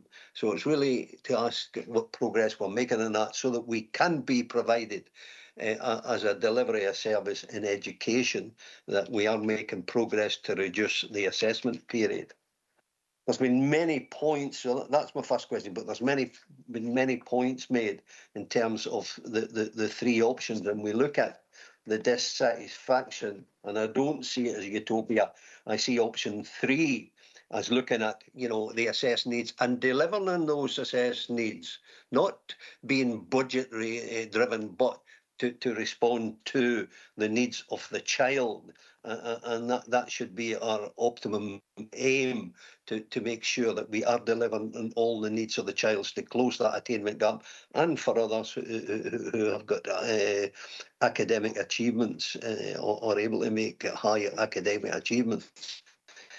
In terms of meeting those needs, and when we look at the dissatisfaction, then option 2 does offer a group made up of stakeholders, including parents, young people, schools, and so forth. I think that option is there as well, so that we know we are reaching their not aspirations, but the needs of the child in terms of delivering that. Now, it may require us to seek further allocation in terms of closing that attainment gap that we know the Scottish Government are committed to. And in doing so, we got to know what that figure is. But it seems that we're looking at option 1 in terms of this being a process, an allocation process to improve, to take the first year and then move into the second year to look at further reports. And I welcome those further reports on a regular basis. So again, it's really looking at what is best option. If it is option one, then that's on a very short time scale of just for the next year, and then we start looking at option two and then option three. So my second part was comment more rather than being a lion and expecting anything from the committee. But I would hope that we are moving more to option three in terms of doing the assessment of the child and providing for that need. So my first question was around reducing the assessment period and that we get the proper information so that we can monitor that. Okay, thanks for that. I think we're all committed to meeting the needs of the kids in the schools, and I think that's broadly the case. We're doing a great job within the resources we've got. So do you want to comment on Councillor Scobie's point? Thank you for that comment, Chair. Now, there's a lot in that, Councillor Scobie, and I think we'll probably split the responses up between myself and Hugh. Certainly in terms of your comments in relation to neurodiversity, you're right, we have had more than one conversation around this. It's a very changing picture, of course, and in terms of those waiting lists, I believe that the NHS have got a new diagnosis tool, the NDAS. I can direct you to NHS in terms of that, and I'll certainly put your comments to an NHS colleague who works with us within the Children's Services Plan. I think there are 2 points, in a sense, within education regarding this, though, Councillor. And one is that whilst I absolutely acknowledge that having our colleagues in the NHS support us with diagnoses, that really does help us. We in schools meet need as it presents, and we have outstanding staff who are able to understand how to meet needs with or without the diagnosis. So what I would say to you is, absolutely, I will contact my colleague again in the NHS to say perhaps if there needs to be some contact between you and them. But I can reassure you that we will meet need with or without the diagnosis. And I'll pass over to Hugh. Thank you. Thank you, Chair. It was, I suppose, sorry, just to come back to Councillor Scobie's point on 3.14, it was specifically in reference to satisfaction with the allocation process. I think that we've some initial feedback from parents and from some of our staff groups, and there are more of our staff groups that we need to engage with, and we've been working with the EIS around a survey for our classroom teachers. But in terms of the general, I wouldn't want to suggest that the 3.14.1 up to 3.6 is in any way a reflection of how people feel about our overall provision of additional support and the response that children and young people get. This is very much about the experience of a resourcing allocation exercise and the unhappiness about that. Thank you. Thanks. Will, are you happy with that? Yeah, no, just coming back to the point being made by Jim, I don't think it's just me that requires the information. I believe that the whole committee are entitled to that and see what progress we're making, and I would hope that Jim will pursue that so that it's not just me being put in touch with someone in the NHS. This is germane to all the committee members, or at least I feel it is, and it's what the members feel within themselves that they would like to see that as well. Just to thank Hugh for his clarity in terms of this. It was more around the allocation, and it really is about the allocation, and that's what option one is about, the allocation process. So we're still seeing that dissatisfaction unless we move to something in more aligned to option two and option three. Preferably that we move to option three in terms of the assessing needs of the child, and that should be our optimum goal. Yeah, thanks, Willie. As I said, this is an evolution, and you want to come back, Jim? Thank you, Chair. Thank you for that further clarity, Councillor Scobie. I think, firstly, just in relation to what Councillor Stevens said earlier, any communications would be shared with all colleagues. I think the point I made, perhaps I've misrepresented myself, it was that because of the real I imagine on a day-to-day level in terms of NHS processes, that information isn't shared at that speed. However, we are informed of diagnoses of young people from the NHS, but that isn't, if you like, scrutiny of their overall waiting lists and how that's being addressed. So, as my previous communication with you suggested, I think the best option, and I will certainly do it myself, Councillor, but is to approach the NHS directly. Thank you. Okay. Thanks for those responses. I've got a long list of people waiting to speak. I've got Councillor Hill, followed by Thomas Dane, our youth representative, Julie Irvin, Kim Lowe, Jackie McCammon, and George Jimison. So, Chrissy. Yeah, hi. Lots been said there by Willie.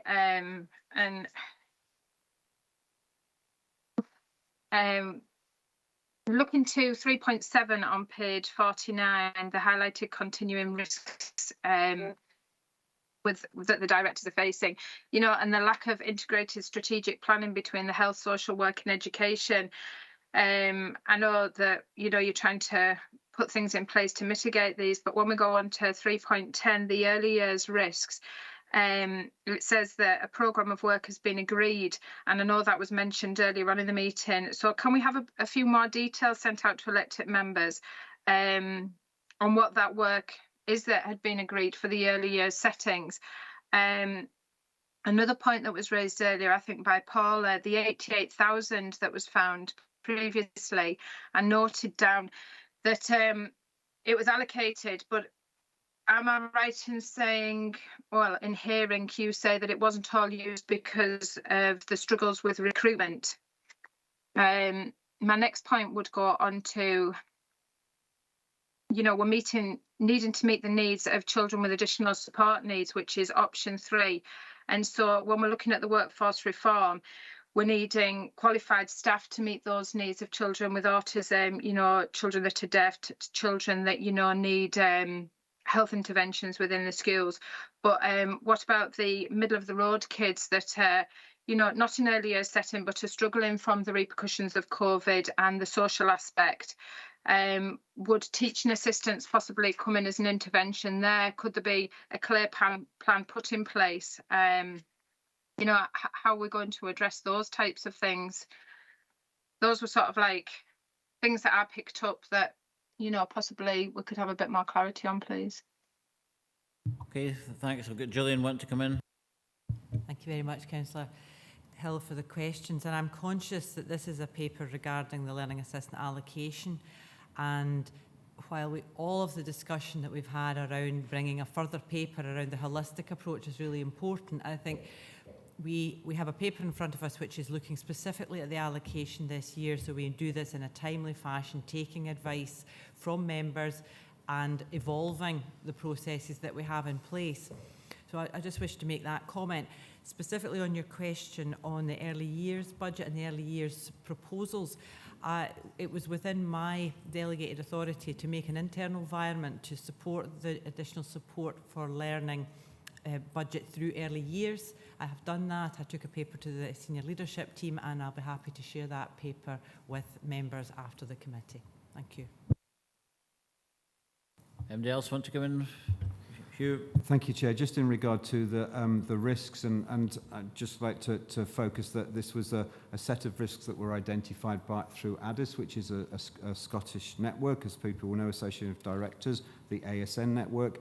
So that these reflect some of our experiences, a lot of our experiences.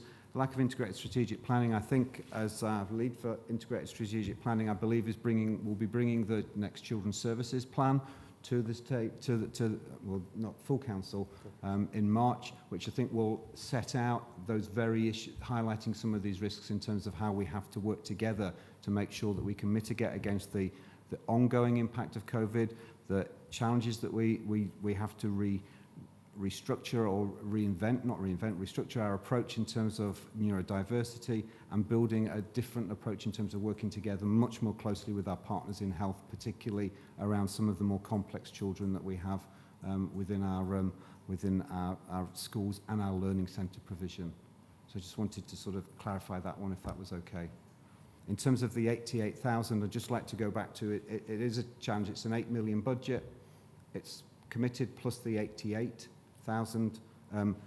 The challenge is that we know that as we're doing the wash-up in terms of what we've been able to commit and what staff have been able to be recruited, we may well not balance out that 8 million and 88,000. So I'm not able to give a say that here, but that money has been absolutely crucial in terms of being able to reassure and augment and our schools and our colleagues in schools to know that actually that there is an acknowledgement and a commitment from members to the challenges that are being faced, and actually there is a means to be able to respond when there are pressures on. Thanks, Hugh and Gillian. So happy with that, Chrissy? Yeah, can I just come back in? I do understand that this is about the allocation of learning support staff, and so on that part, we need to make sure that we're allocating the correct staff to the correct children and make sure that all children have the support that they need. That's why I brought, the point up about trained staff working with children that have specific needs, and then possibly the classroom assistants working with children who are possibly suffering from social issues. And that comes under the allocation.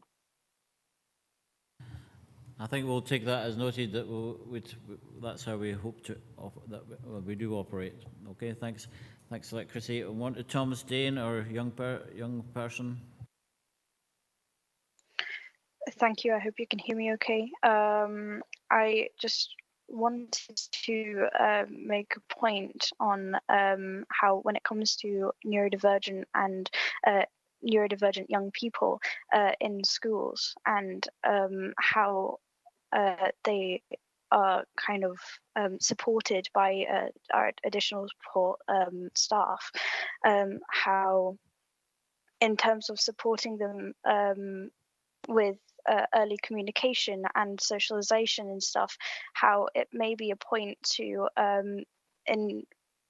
just remember the way that they communicate in general is that I don't think that there should be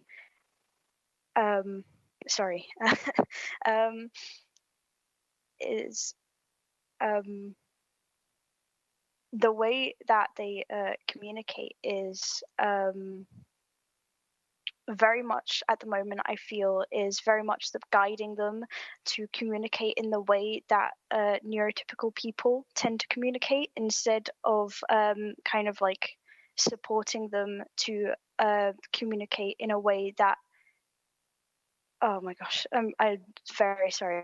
I feel like there could be a way of additional support staff and other staff learning more, learning how specifically neurodivergent children communicate themselves, because it is just in a way that if they are forced to socialize and communicate in a way that is seen in more neurotypical people, how that can affect them negatively in further in life because of the way oh my gosh. Sorry. Can I jump in and help? Is that possible? Yeah, we'll go on and we'll let come back, Thomas. I think that's such a profound point. Please don't apologise. You've made an extremely complex point very, very well, and I think it's absolutely something that we need to reflect on. I think the simple point, and again, I'm struggling as well to articulate it clearly, far less well than you did, that we need to have that training within the suite of training we will be offering to do exactly as you say, to try and help to understand those other ways of communication so that we don't force people down one route of comms. I think this is an extremely well made point, and I'm very grateful that you made it. Thank you. Yes. Yeah, Thomas, you want to come back? Thank you. Yeah, so I'm autistic myself, and I grew up in a school environment which was very much very neurotypically focused, and and in terms of how I communicated, it was so completely different to the way that other people did. I grew up extremely isolated, and in terms of even with in terms of autistic children who may be nonverbal or semi-verbal, it's even learning about other ways of support, like having apps on like tablets, iPads, or whatever, which have those communication things for specifically non-verbal, semi-verbal children, or even when it comes to non-verbal or semi-verbal children, even learning basic signs to get across their needs, which could also help with other young children who may be hard of hearing or deaf, even having more people in their school community being able to understand their basic needs because they are learning themselves. And it's just having other available ways of communication which aren't just very solely focused on the neurotypical way of learning. Okay, I'll bring Hugh in. Can I firstly thank you, and I'd love to have that conversation with you away from this, and maybe get you to speak to some of our colleagues and teams about your experience, which is what we have tried to do. But I suppose for me, what you're saying is absolutely what Framework for Inclusion is about, is that we have to change what we do, not expect that our children change to what we want them to do. It's a real challenge. I'm not going to suggest it's not. It challenges us in a fundamental way about an education system that has really not changed significantly over many, many decades. But absolutely, and your voice is so important, because that helps us, that your lived experience helps make the shift in people's thinking, which helps then shift the practice. But we're absolutely on the same page that you're on, and I hope that if we do get a chance to have a conversation, that you will be able to see, when I talk about Framework for Inclusion, that actually what we're trying to do is achieve exactly what you've asked us to do.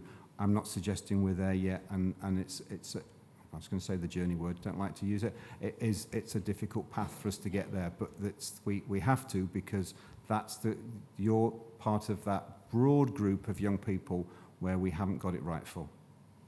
So thank you. Well, thanks very much, Thomas. I'm sorry for getting your name wrong. You're actually Thomas Paine. He was a very eloquent writer. He wrote The Rights of Man, and you've just spoke very eloquently on behalf of the rights of the child. So thanks very much, Thomas. Thank you. I'll go on to Julie. Thank you, Chair. Just a couple of points that I'd like to touch upon. Some have been previously mentioned, so I'll dash over them. Item page 50, 3.12, again mentions key stakeholders, staff, parents, pupils, and the engagement. And when you look at the groups engaged, I don't see any class teachers. Now, I can't remember if it was Hugh or Jim mentioned EIS survey that's being worked on. That would be useful to have included in there so that people knew it was being worked on. My other issue with this particular paper is on page 51. I've got a bit of concern over the assertion that additional support needs can best be met in the classroom setting by the class teacher for most children with additional needs. Whilst I don't disagree with that statement, it is entirely dependent on the support you have available. And that support as a teacher for training in the specific needs of children. That's resources, including other members of staff, to work with children with specific needs. It's also adaptive technologies, which we've just heard about, apps that can help children. It depends on digital devices being available, the bandwidth, and all the rest of it. So there's a whole lot of underlying things that need to be in place for that statement to be true. And I want everybody to be crystal clear on that. Staff are your best resource. The staff in schools are propping up our schools. We are doing our utmost working with children, working with our support for learning assistants. We don't have classroom assistants in Dumfries and Galloway. This committee agreed to remove them from post several years ago now because they weren't seen as essential. But what that in essence has meant is that classroom teachers spend their life queuing at photocopiers at about 8:30 of a morning. If you're lucky, it works. We're having to put up our own classroom displays. We're having to deal with a child who's had that toileting accident. We're dealing with first aid. We're dealing with a whole lot of other issues that when you read a teacher's remit and contract, yes, we would never leave a child in need, but you know that, and you've used that against us by removing support. So we're on our knees as a profession now. We've been quite clear about that. We need support staff. We need the audit to be right, but we need real flexibility in that system too. So option 3, whilst it looks as though it would meet the needs of every child, doesn't allow for any flexibility. So we need flexibility because needs aren't lifelong for some of our children. Some of our children need intensive support for a short period of time, and then they move on. They rejoin the class where they should be in their learning. But at this moment in time, we can't give everybody who needs that intensive support the intensive support because we've got a limited budget. We've got within the school, I'm not getting political here, within schools we've got a limited budget of time. So your support assistants are allocated, they are then divvied up. We're asked to prioritise children. So who do you prioritise? And I suppose that's a bit of the issue for us. Do you prioritise the child who you're trying to get assessed for an additional support need, but is sitting on a waiting list and has been for a few years? Do you prioritise support to the child who's level 4 with a medical need? Or do you prioritise those children who need a short, sharp input to improve their attainment level? It's always at the cost of someone else. And that's what I'm struggling with this paper. We need the support, we need people on the ground, we need the adaptive technologies. Sorry, that turned into a bit of a rant. Well, thanks for that. I didn't detect a question there, but a statement, an impassioned statement on behalf of the teachers' workforce, which we will Sorry, I think my question is really to make sure that staff are going to be consulted, frontline staff, so teachers who teach at, I know it's not really the chalk face because we don't use chalk anymore, but we need classroom teachers involved in the process as much as anybody else within these working groups. That's my question. How are our voices being heard? So the question is, how are teachers involved in the process? So, and it was an omission, but an omission of a rationale, which was that we're in discussion around the survey, and that survey will be available. We've surveyed our learning assistants, but we've been working with Andrew from the EIS in terms of that survey. We've not concluded that. It will be a Microsoft Forms survey.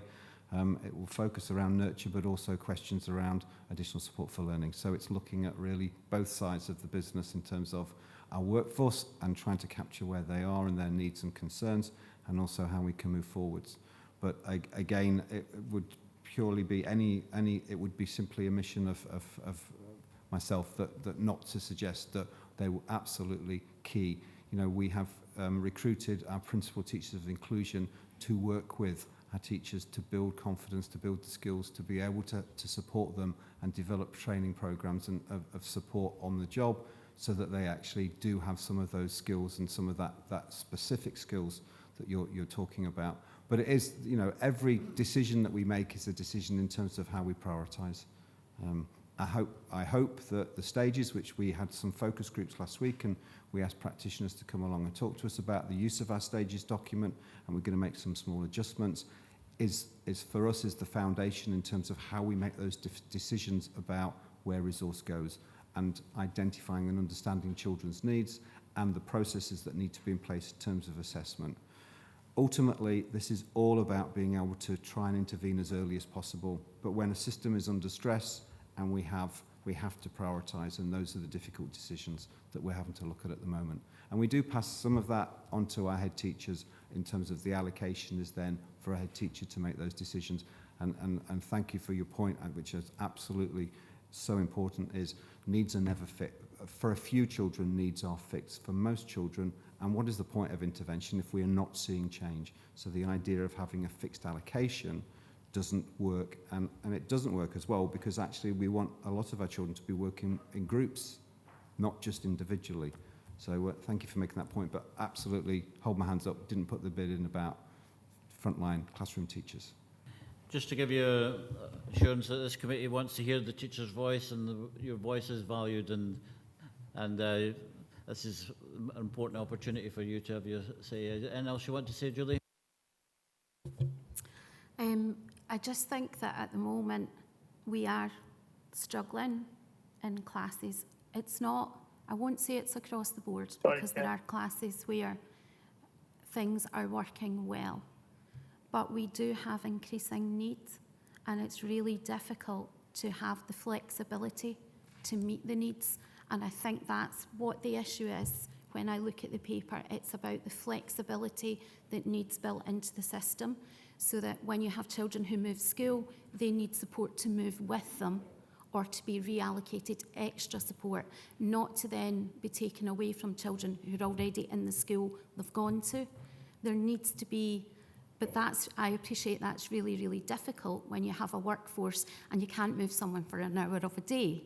And that's the issue with your allocation for option 3, is if you allocate hours, then what happens if the child moves school? What happens if someone new comes into the authority? What happens? So there's lots there. It's about having flexibility in that system, and ultimately trusting teachers to use judgment. If we are saying this child needs this support, trust us, we are professionals, we've trained, we've had the extra training, we've done the extra qualifications. So there needs to be a bit of trust built into there as well. Thank you. I think that's for, we'll note that because it's important that we listen to your voice. We're going to take a vote. We're going to take a break after this item. I've got a request for that, so let's go through the rest of them. Kim. Thank you, Chair. My general view is that we have to go for option 1 at the current time, but on the provision that when we do resume after the summer holidays, we have a completely clear timeline set out so that the process is followed.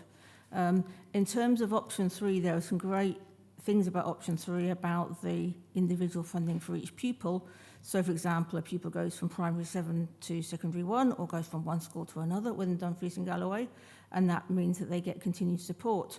The problem I have with it is, again, following up with Julie Irvin, is the lack of flexibility. So since we don't have classroom assistants, the pupil that has maybe needing some group work, and you have 3 or 4 pupils together and one person working with them, so it's not a one-to-one, but they work best in a group, is how would we accommodate that in that kind of funding system where that different type of delivery would help a group of pupils.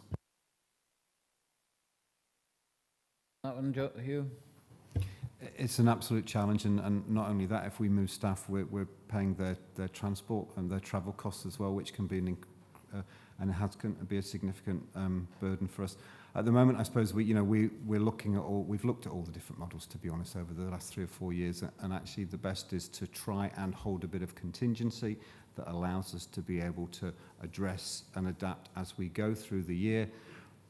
But in terms of staff, colleagues being able to follow children through, there's pros and cons in terms of the dependence that we can create sometimes, and we should be looking for our young people as they move into secondary. It's a different experience, and we know that some of our young people that have had quite intensive support are very keen not to have such intensive support as they go into secondary, not to stand out.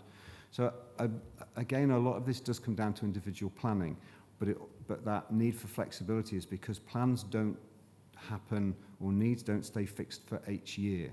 They change in time, they change over a summer.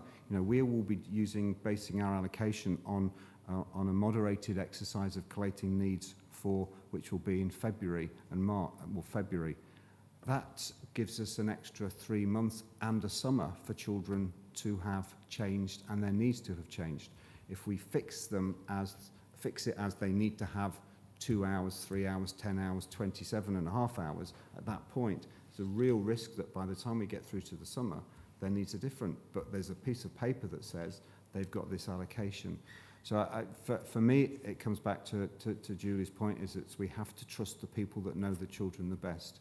We have to give them the allocation. But again, the point is, framework for inclusion is we need to make sure that our buildings and our environments are suitable, that we've got the right technology that allows young people to come into schools and to be able to communicate in the way they want, to learn in the way that they want. These are challenges, because it's fundamental challenges, but it's the whole system that we're talking about of change. And this allocation part is effectively quite a small piece of the jigsaw, a very important piece of the jigsaw for those children, families and schools.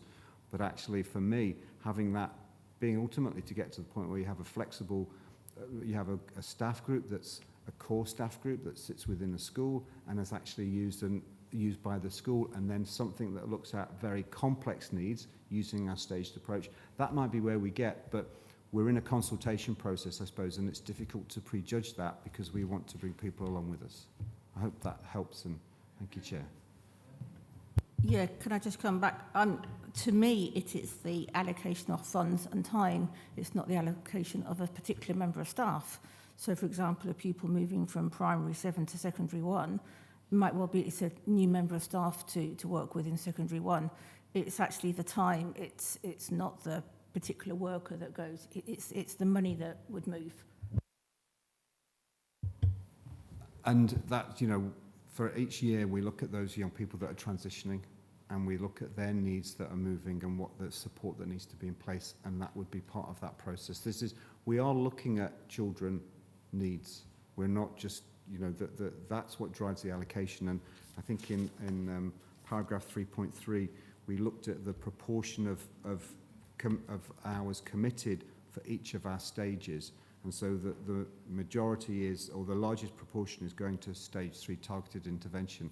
And those would be where we are talking about individual children. We're looking at their needs and saying, this is how much the support they would need. And we do know that that can change between primary and secondary because it's a different model that schools operate. Thanks, Hugh. We've got Jackie, McCammon and George, and then we'll go to the recommendations. Jackie. Thanks. Julie pinpointed numerous comments that I was going to make, so I won't go over them. I will, however, revert back to page 51, 3.1. Sorry, Chair, I'm going to interrupt at this point. I do apologise. I need to take an eye break. The concentration for over 2 hours now is very tiring, so I hope you can understand if I can take a 5-minute break here. I'm really sorry. Right. Right. We're going to adjourn for 5 minutes. Is that okay? Thank you, Chair.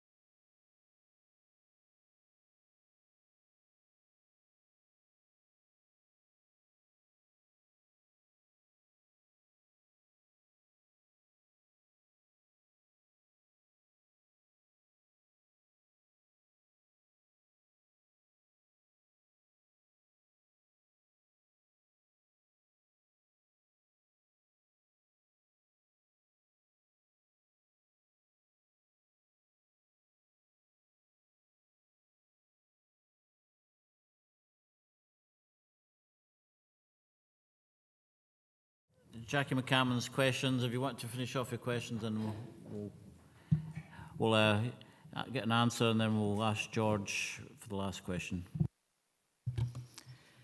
Yeah, so like I was saying, Julie raised a few points that I wanted to raise, but in terms of page 51.3.19, it's the word most there, and again, we've covered a lot of this ground. I want to be specific though.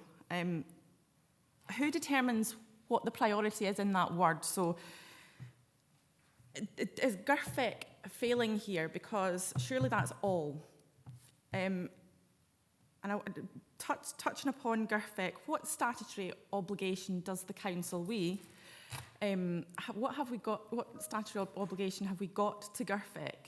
I mean, if a child is assessed as needing extra support, for example, are we always proving that? And what happens if the child doesn't get that support? So do we wait until the parent complains? What happens? Because there are kids, I'm working with a family at the minute who has fallen through the gap where the assessment has just came to a close for some reason. So my first point is about GIRFEC. So what statutory obligation do we have to that? Are we meeting that in terms of, so we know we're not. But what happens when, because we can talk about plans going forward, but living in the now, what happens to the kids that we don't get that support for, that don't get that support, and that are missed because other kids are prioritised, which we can't get around, I don't think. And secondly, again in 3.19, it's a parental version of the stages intervention document is being drafted. I think, Jim, it was you I spoke to in the last committee or the committee before, whereby there was, when it comes to assessment plans for intervention, we talked about, or the report talked about having a child-friendly version, I think, or it didn't talk about it, and I raised the point of it should be. Have we worked on getting that available for kids yet, or are we still in the talks of it? We've got what processes are available to people that are not satisfied with the outcomes, and the child-friendly. Sorry, Chair. It's not for people who are not satisfied. It's, are we recognising that we're not achieving it for the child who's been assessed? Thank you, Chair. So I'd start with saying that we have over 6,000 children of our 18,000 children and young people that are identified with additional support needs. Only 3,000 of them have a plan. That's either an education plan or a child's plan. So immediately when we're talking about that proportion, we have 3,000 children that are not assessed as needing to have a specific plan. So immediately we are starting to kind of differentiate, I suppose, in terms of those children. Now, I'm sure there'll be parents that would say, my child's in that group and should have a plan, and that's where we have our escalation processes, and we've talked about those before in terms of being unhappy, and that's through the school, as any of us would be if we're dissatisfied with the experience and offer for our children. So in terms of when we look at that 3,000, those 3,000 of plans, 1,000 of those are child's plans. So a child's plan is a multi-agency plan, generally, specifically involving other partners. And that may well be some educational focus, but that will also be a social focus, because we know that lots of issues and lots of issues for children are not just related in school. We're often seeing an experience that's from out with. And then if we get right to the top of our pyramid of planning, we have less than 100 coordinated support plans, and these are statutory plans that sit within the legislation in terms of additional support for learning. In terms of, so for me, I suppose, is when I'm talking about most, actually we're saying that only 50% of the children we've identified with additional support needs have a plan that should be regularly reviewed, should have learning outcomes or other outcomes if it's a child's plan as well, and that should be taking us forward in terms of what's needed, what needs to be put in place. Is that working? Is that making a difference? And that should be regularly reviewed. So that should be us. That's us and our model about getting it right for every child. Getting it right for a child effectively isn't statutory. We know that from processes that went through the Supreme Court. But we work to other statute. We work to our Education Acts, but also the Additional Support for Learning Act, which means that a child with additional support, we have duties and responsibilities. And our duties and responsibilities are about removing barriers for all our learners where there are barriers to their learning. That's the process that we have, and that's our process of escalation, and that's the process that we have tried to define in a simpler way within the stages of intervention so that people can be clear about how you move between those different processes and at what point planning would be available. So again, you know, 18,000 children, 6,000 with additional supports. We know that at times we don't get that right, and that I hope that if members have escalated to us, they've been able to see that there's been a response, and that shouldn't have to happen. We should have systems that are fail-proof, but that's not always the case. And the reality is we live in a world where there can be dispute between need. I think Councillor Scobie's point about autism earlier and raising the issue around diagnosis is very interesting. Conversation with colleagues in health today, they are seeing the number of children in early learning and childcare being referred via their GPs and other routes for that potentially with autism for a diagnosis, when historically we'd have probably said we wouldn't be looking, we'd be looking probably towards the end of early learning and childcare rather than the beginning. And actually we're not sure whether we're seeing the impact of lockdown, low socialisation, poor communication skills, just a general experience, and parents that have been very isolated as well.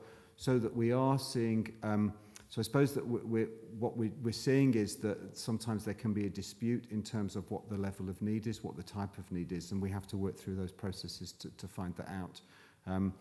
But ultimately, I would always go back to the stages of intervention is our effort and our document in terms of being trying to outline the process by which a child can go from child in the class, monitored through the classroom teacher, starting to see some need, start to think about needing to do some work in the classroom with that child. That's not working. How do I involve other people? How do I involve the people outside the school? And we escalate through. And I'm not sure, I probably maybe drifted off the point there, Councillor, but so I'm happy for you to, well, sorry, you'll be happy to come back to me and get me back on the right track. Thanks, Chair. Yeah, thanks, Hugh. I realise it's a difficult question to answer, and there's no one size fits all, but that is in effect what we're trying to achieve with GIRFEC. And my point is, one of the biggest barriers, as we know, and we've discussed to length, is the funding and where the funding is going. I just worry, and again, working with families who are currently in that process and in that sticking point, and again, I won't go into specifics, but it would appear that a child can get to a certain point in the process. It would appear that they're getting on okay, and then it's all lost again. And for me, that is a big, big failing. And I'm not sure. I stand for everything that GIRFEC means, and I fully, I'm ambassador for it. I'm just not convinced we'll ever get there. So. Thanks, Jackie. We are getting it right for every child is our aspiration, and it's backed up by legislation, but not. It doesn't, as Hugh said, it doesn't hold legal status as an aspiration. But if Councillor Jimison wants to come in, please, and then we'll go to the recommendations.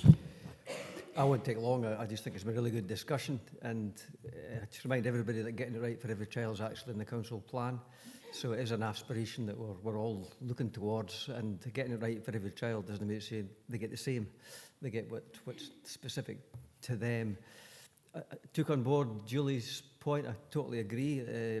Option 3 doesn't offer the flexibility that often is required, because there is children that don't get diagnosed. This goes back to Willie. Sometimes kids don't get diagnosed because it's very difficult to diagnose them. My son was diagnosed with Asperger's when he was 18 years old. He'd finished school. He had a rubbish time. But he was diagnosed with anxiety, not Asperger's. So it's a very, very complex area, which is why the whole rationale of this, that the officials get the next year to work through these complexities and try and find a better way of doing things, because there's clearly from the feedback there's things we can do better. So we need to look at that very closely. But just get back, all we're discussing here is 1, 2 or 3. So I'll hand it back to the chair to get back to the recommendations. I've got Councillor Dennery, then we'll go to the recommendations.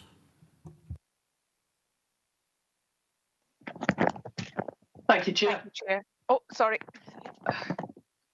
Thanks for that. Yeah, a very valid point there from Jackie. I want to show my support for that. Fully agree. Meeting the needs of the children should always be the key priority, regardless. And I can talk about personal experience there. I have an autistic child who's went through the same processes and unfortunately still not diagnosed. And that process has been 3 years. 3 years of fighting for the right for my child to have the support that's required in education settings. And unfortunately, there's a lot of kind of diagnosis that have to happen first before we can take it to the next stage. And that, for me, needs a massive review so that other families aren't having to go through the same as what I and certainly other families have already done. So thank you for raising that, Jackie. Thank you. Okay, thanks, John. We'll go to the recommendations, and one, we're going to agree to receive further updates on the learning assistant workforce as detailed at paragraph 3.2. 2, agree to receive a report on the consultation exercise as detailed at 3.15. Consider the outcome of the review of the learning assistant allocation as detailed at paragraph 3.24, 3.25 and 3.26. Consider the options appraisal as detailed at 3.27, 3.28 and 3.29, and agree the recommendation of the learning assistant allocation process for option 1 as detailed at paragraph 3.27, and this is a step on our journey and evolution to improve how we deliver learning support. Are we happy to accept all those recommendations? Agreed. Thank you very much for that. That was a really the school transport appeal procedure. The committee has asked office to progress an appeals procedure for the school transport policy. From the report, members can see the outline of the appeals process and are asked to consider the budget requirements to implement this process.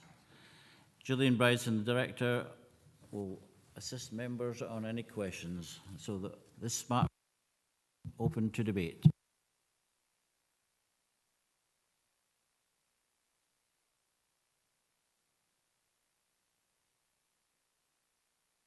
Willie Scobie. Thanks, Chair. And it's really to ask the committee. Echo there.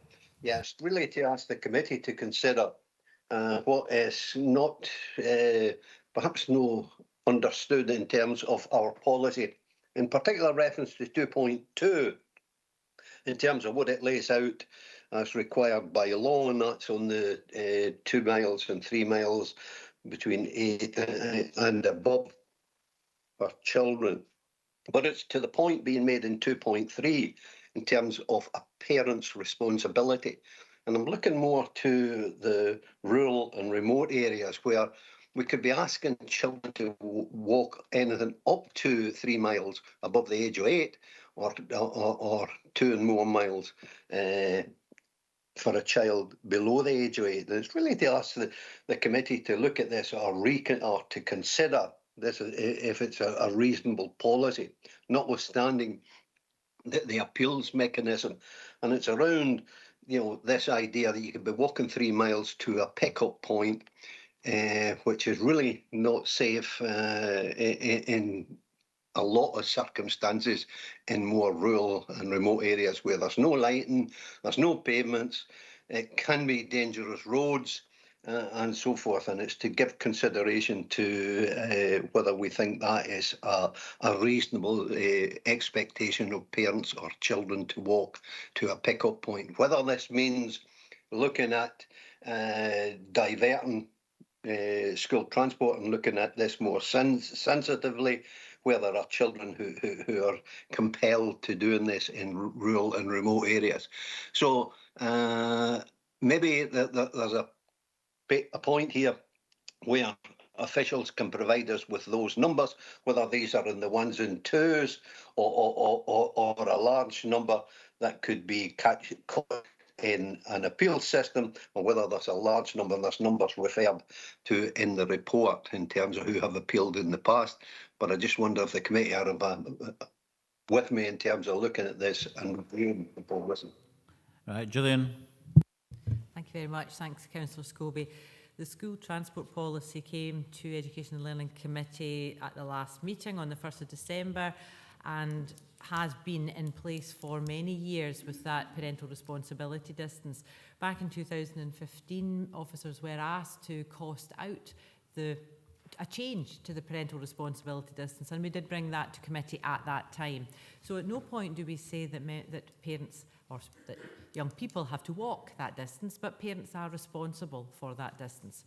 So should members wish to review that, I'll leave that in members' hands. However, the school transport policy was agreed on the 1st of December. The point in bringing the paper today is that where parents may struggle to support their children in that travelling distance, if they find it difficult financially to support their children to get to the pick-up point, we wanted some flexibility in order to financially support families who are in that circumstance. There's no place in policy to allow us to flex policy to support families in meeting their parental responsibility and getting their children to the pick-up point, and that is why this paper is with you today. Okay, I think the request from Councillor Scobie is we have the figures available. I think we can get the figures on how many children have to walk or get to the safe point and travel some distance. Maybe could I come back, Chair? Yeah, I welcome what Gillian has just said. Yeah, I welcome what Gillian just said, that the paper is to look at, an appeal mechanism, a flexibility, so that the officials can look at that. I think my question is, and I'm not asking for universal benefit. If we know what the numbers are, and we know just how reasonable or unreasonable it is to ask these children to walk that day, or it be the parents' responsibility to get their child to that pick-up point, it may give us some indication and further information in terms of whether a review is necessary, notwithstanding when the policy was agreed or how often we've reviewed it. It's just to look at those children who are in more rural and remote areas of the region. if the figures are available, I think we can just send them round to members. And if people are struggling in that respect financially to meet that requirement, then there's a process now where people can with real needs can apply. So, yep. Chrissy Hill. Yeah, echoing Willie's concerns about children living in real rural areas where, it may be just over 2 mile walk to school or 3 mile walk to school, but there's no pavements and there's no street lighting for them to walk, and the parents, can't afford it. But not just the parents that are possibly on benefits and being able to apply, but working parents who are on lower incomes as well need to be able to be looked at this for the grace and favour or for the contingency fund. We need to make sure that our children are being able to get to school safely, and even if a parent is walking, some of them in the rural areas, out in the west, the parents have stated that there isn't a pathway, tractors go flying down the roads, and how are they supposed to get their children to school safely because they live 0.1 of a mile out of these figures. And I do understand the impact financially on the services, but I think we need to look at the geographical area that we live in, and we need to look at those areas a bit more, I think. Thanks for your comments, Chrissy. If there's nobody else, we'll go to Councillor McCammon. Yeah, thanks, Chair. I think this is, and I welcome this. It's something that Gillian and I've spoken to you about a few times, as I'm sure other councillors have. I think when we refer to families living rurally, we've got to also take into consideration that some parents don't drive and there are no safe walking routes, and walking routes is stated in here in page 64. So it's not a case of, well, you live in a rural area, you've chosen to live there, therefore you should have a driving licence. We live in a rural area. There's sometimes no choice but to live in a rural area. So I don't think that, because that's been presented to me before in a roundabout way, there are so many things that needs to be taken into consideration. Like Councillor Hill said, the geographical review should be part of that. Secondly, and it might be my stupidity, which I wouldn't be surprised, but the title of this item is School Transport Appeal Procedure. Now, if I was a parent reading this, I don't see any procedure. So all of these points are points. They are very council speak. They are very, this is what we can and can't do, responsibilities, but there's actually no, how do I appeal? Thank you. We've included that. There's no statutory right of appeal, Councillor, for transport, so we know that. But we have looked at other authorities and the approach that other rural authorities have taken, and we've included that in 10.2. So we have a current look again arrangement. So if a parent feels that they live 2.8 or 3.2 miles across the border of that distance eligibility, then we have a look again arrangement, and we always take the most advantageous distance for the parent through measuring the route 3 different ways. So that's been in place for many years. Yep. But what we don't, and we also have a right of review with regard to risk assessment, and we've made that explicit, picking up the point you make about rural roads. So we've made that explicit here in 10.2, and then the right of the review is set out in 10.3 through to 10.5. So we hope, yes, you're absolutely right, we have not included a form, or we haven't included any specific detail, but we certainly can we can build that into the process. But I think my purpose today was to bring swiftly back to members, given their advice on the 1st of December, the fact that we have introduced a more flexible use of the hardship policy that we currently have in place, and we will advertise that to the schools and through the Parent Carer Forum to make sure that where parents are struggling to meet the responsibilities of getting their kids to the bus, then we have a route to support them. Thank you. Happy with that reassurance that there will be a form and there will be a clear process? Yeah, absolutely. Like I say, it was just confusing with the title of the item, and I think parents who might be watching this as well will be thinking the same. So yeah, thanks for that. We'll go to the recommendations then, and we're going to agree the principles of the appeal process for school transport as set out in the school transport policy as the appendix, and to agree that the application to the school transport contingency fund eligibility is extended to those families who are successful in the request to review the decision of the Council with regards to entitlement to free school transport as outlined in section 3.9. Are we happy to agree with both of those? Okay. Thanks very much for your attendance today. Can I come in? Any other business we don't have? Can I come in? Richard, can I come in there? I had my hand up. Oh, Chrissy, yeah, come back in. Yeah, can I just ask, Gillian was talking about the form for the hardship fund, and then it just went to being agreed. What is the form for the hardship fund? What is the criteria for that, please? Because I think, before it's agreed, I'd like to see a copy of that. It's currently on the website, Councillor Hill. So the hardship fund has been in place for some years, and the information is live on the website, and the information in the paper refers to the fact there has been no applications to the hardship fund this year, probably because of the Scottish Government availability of free transport for all 16 to 23-year-olds, or for all children under the age of 23, forgive me.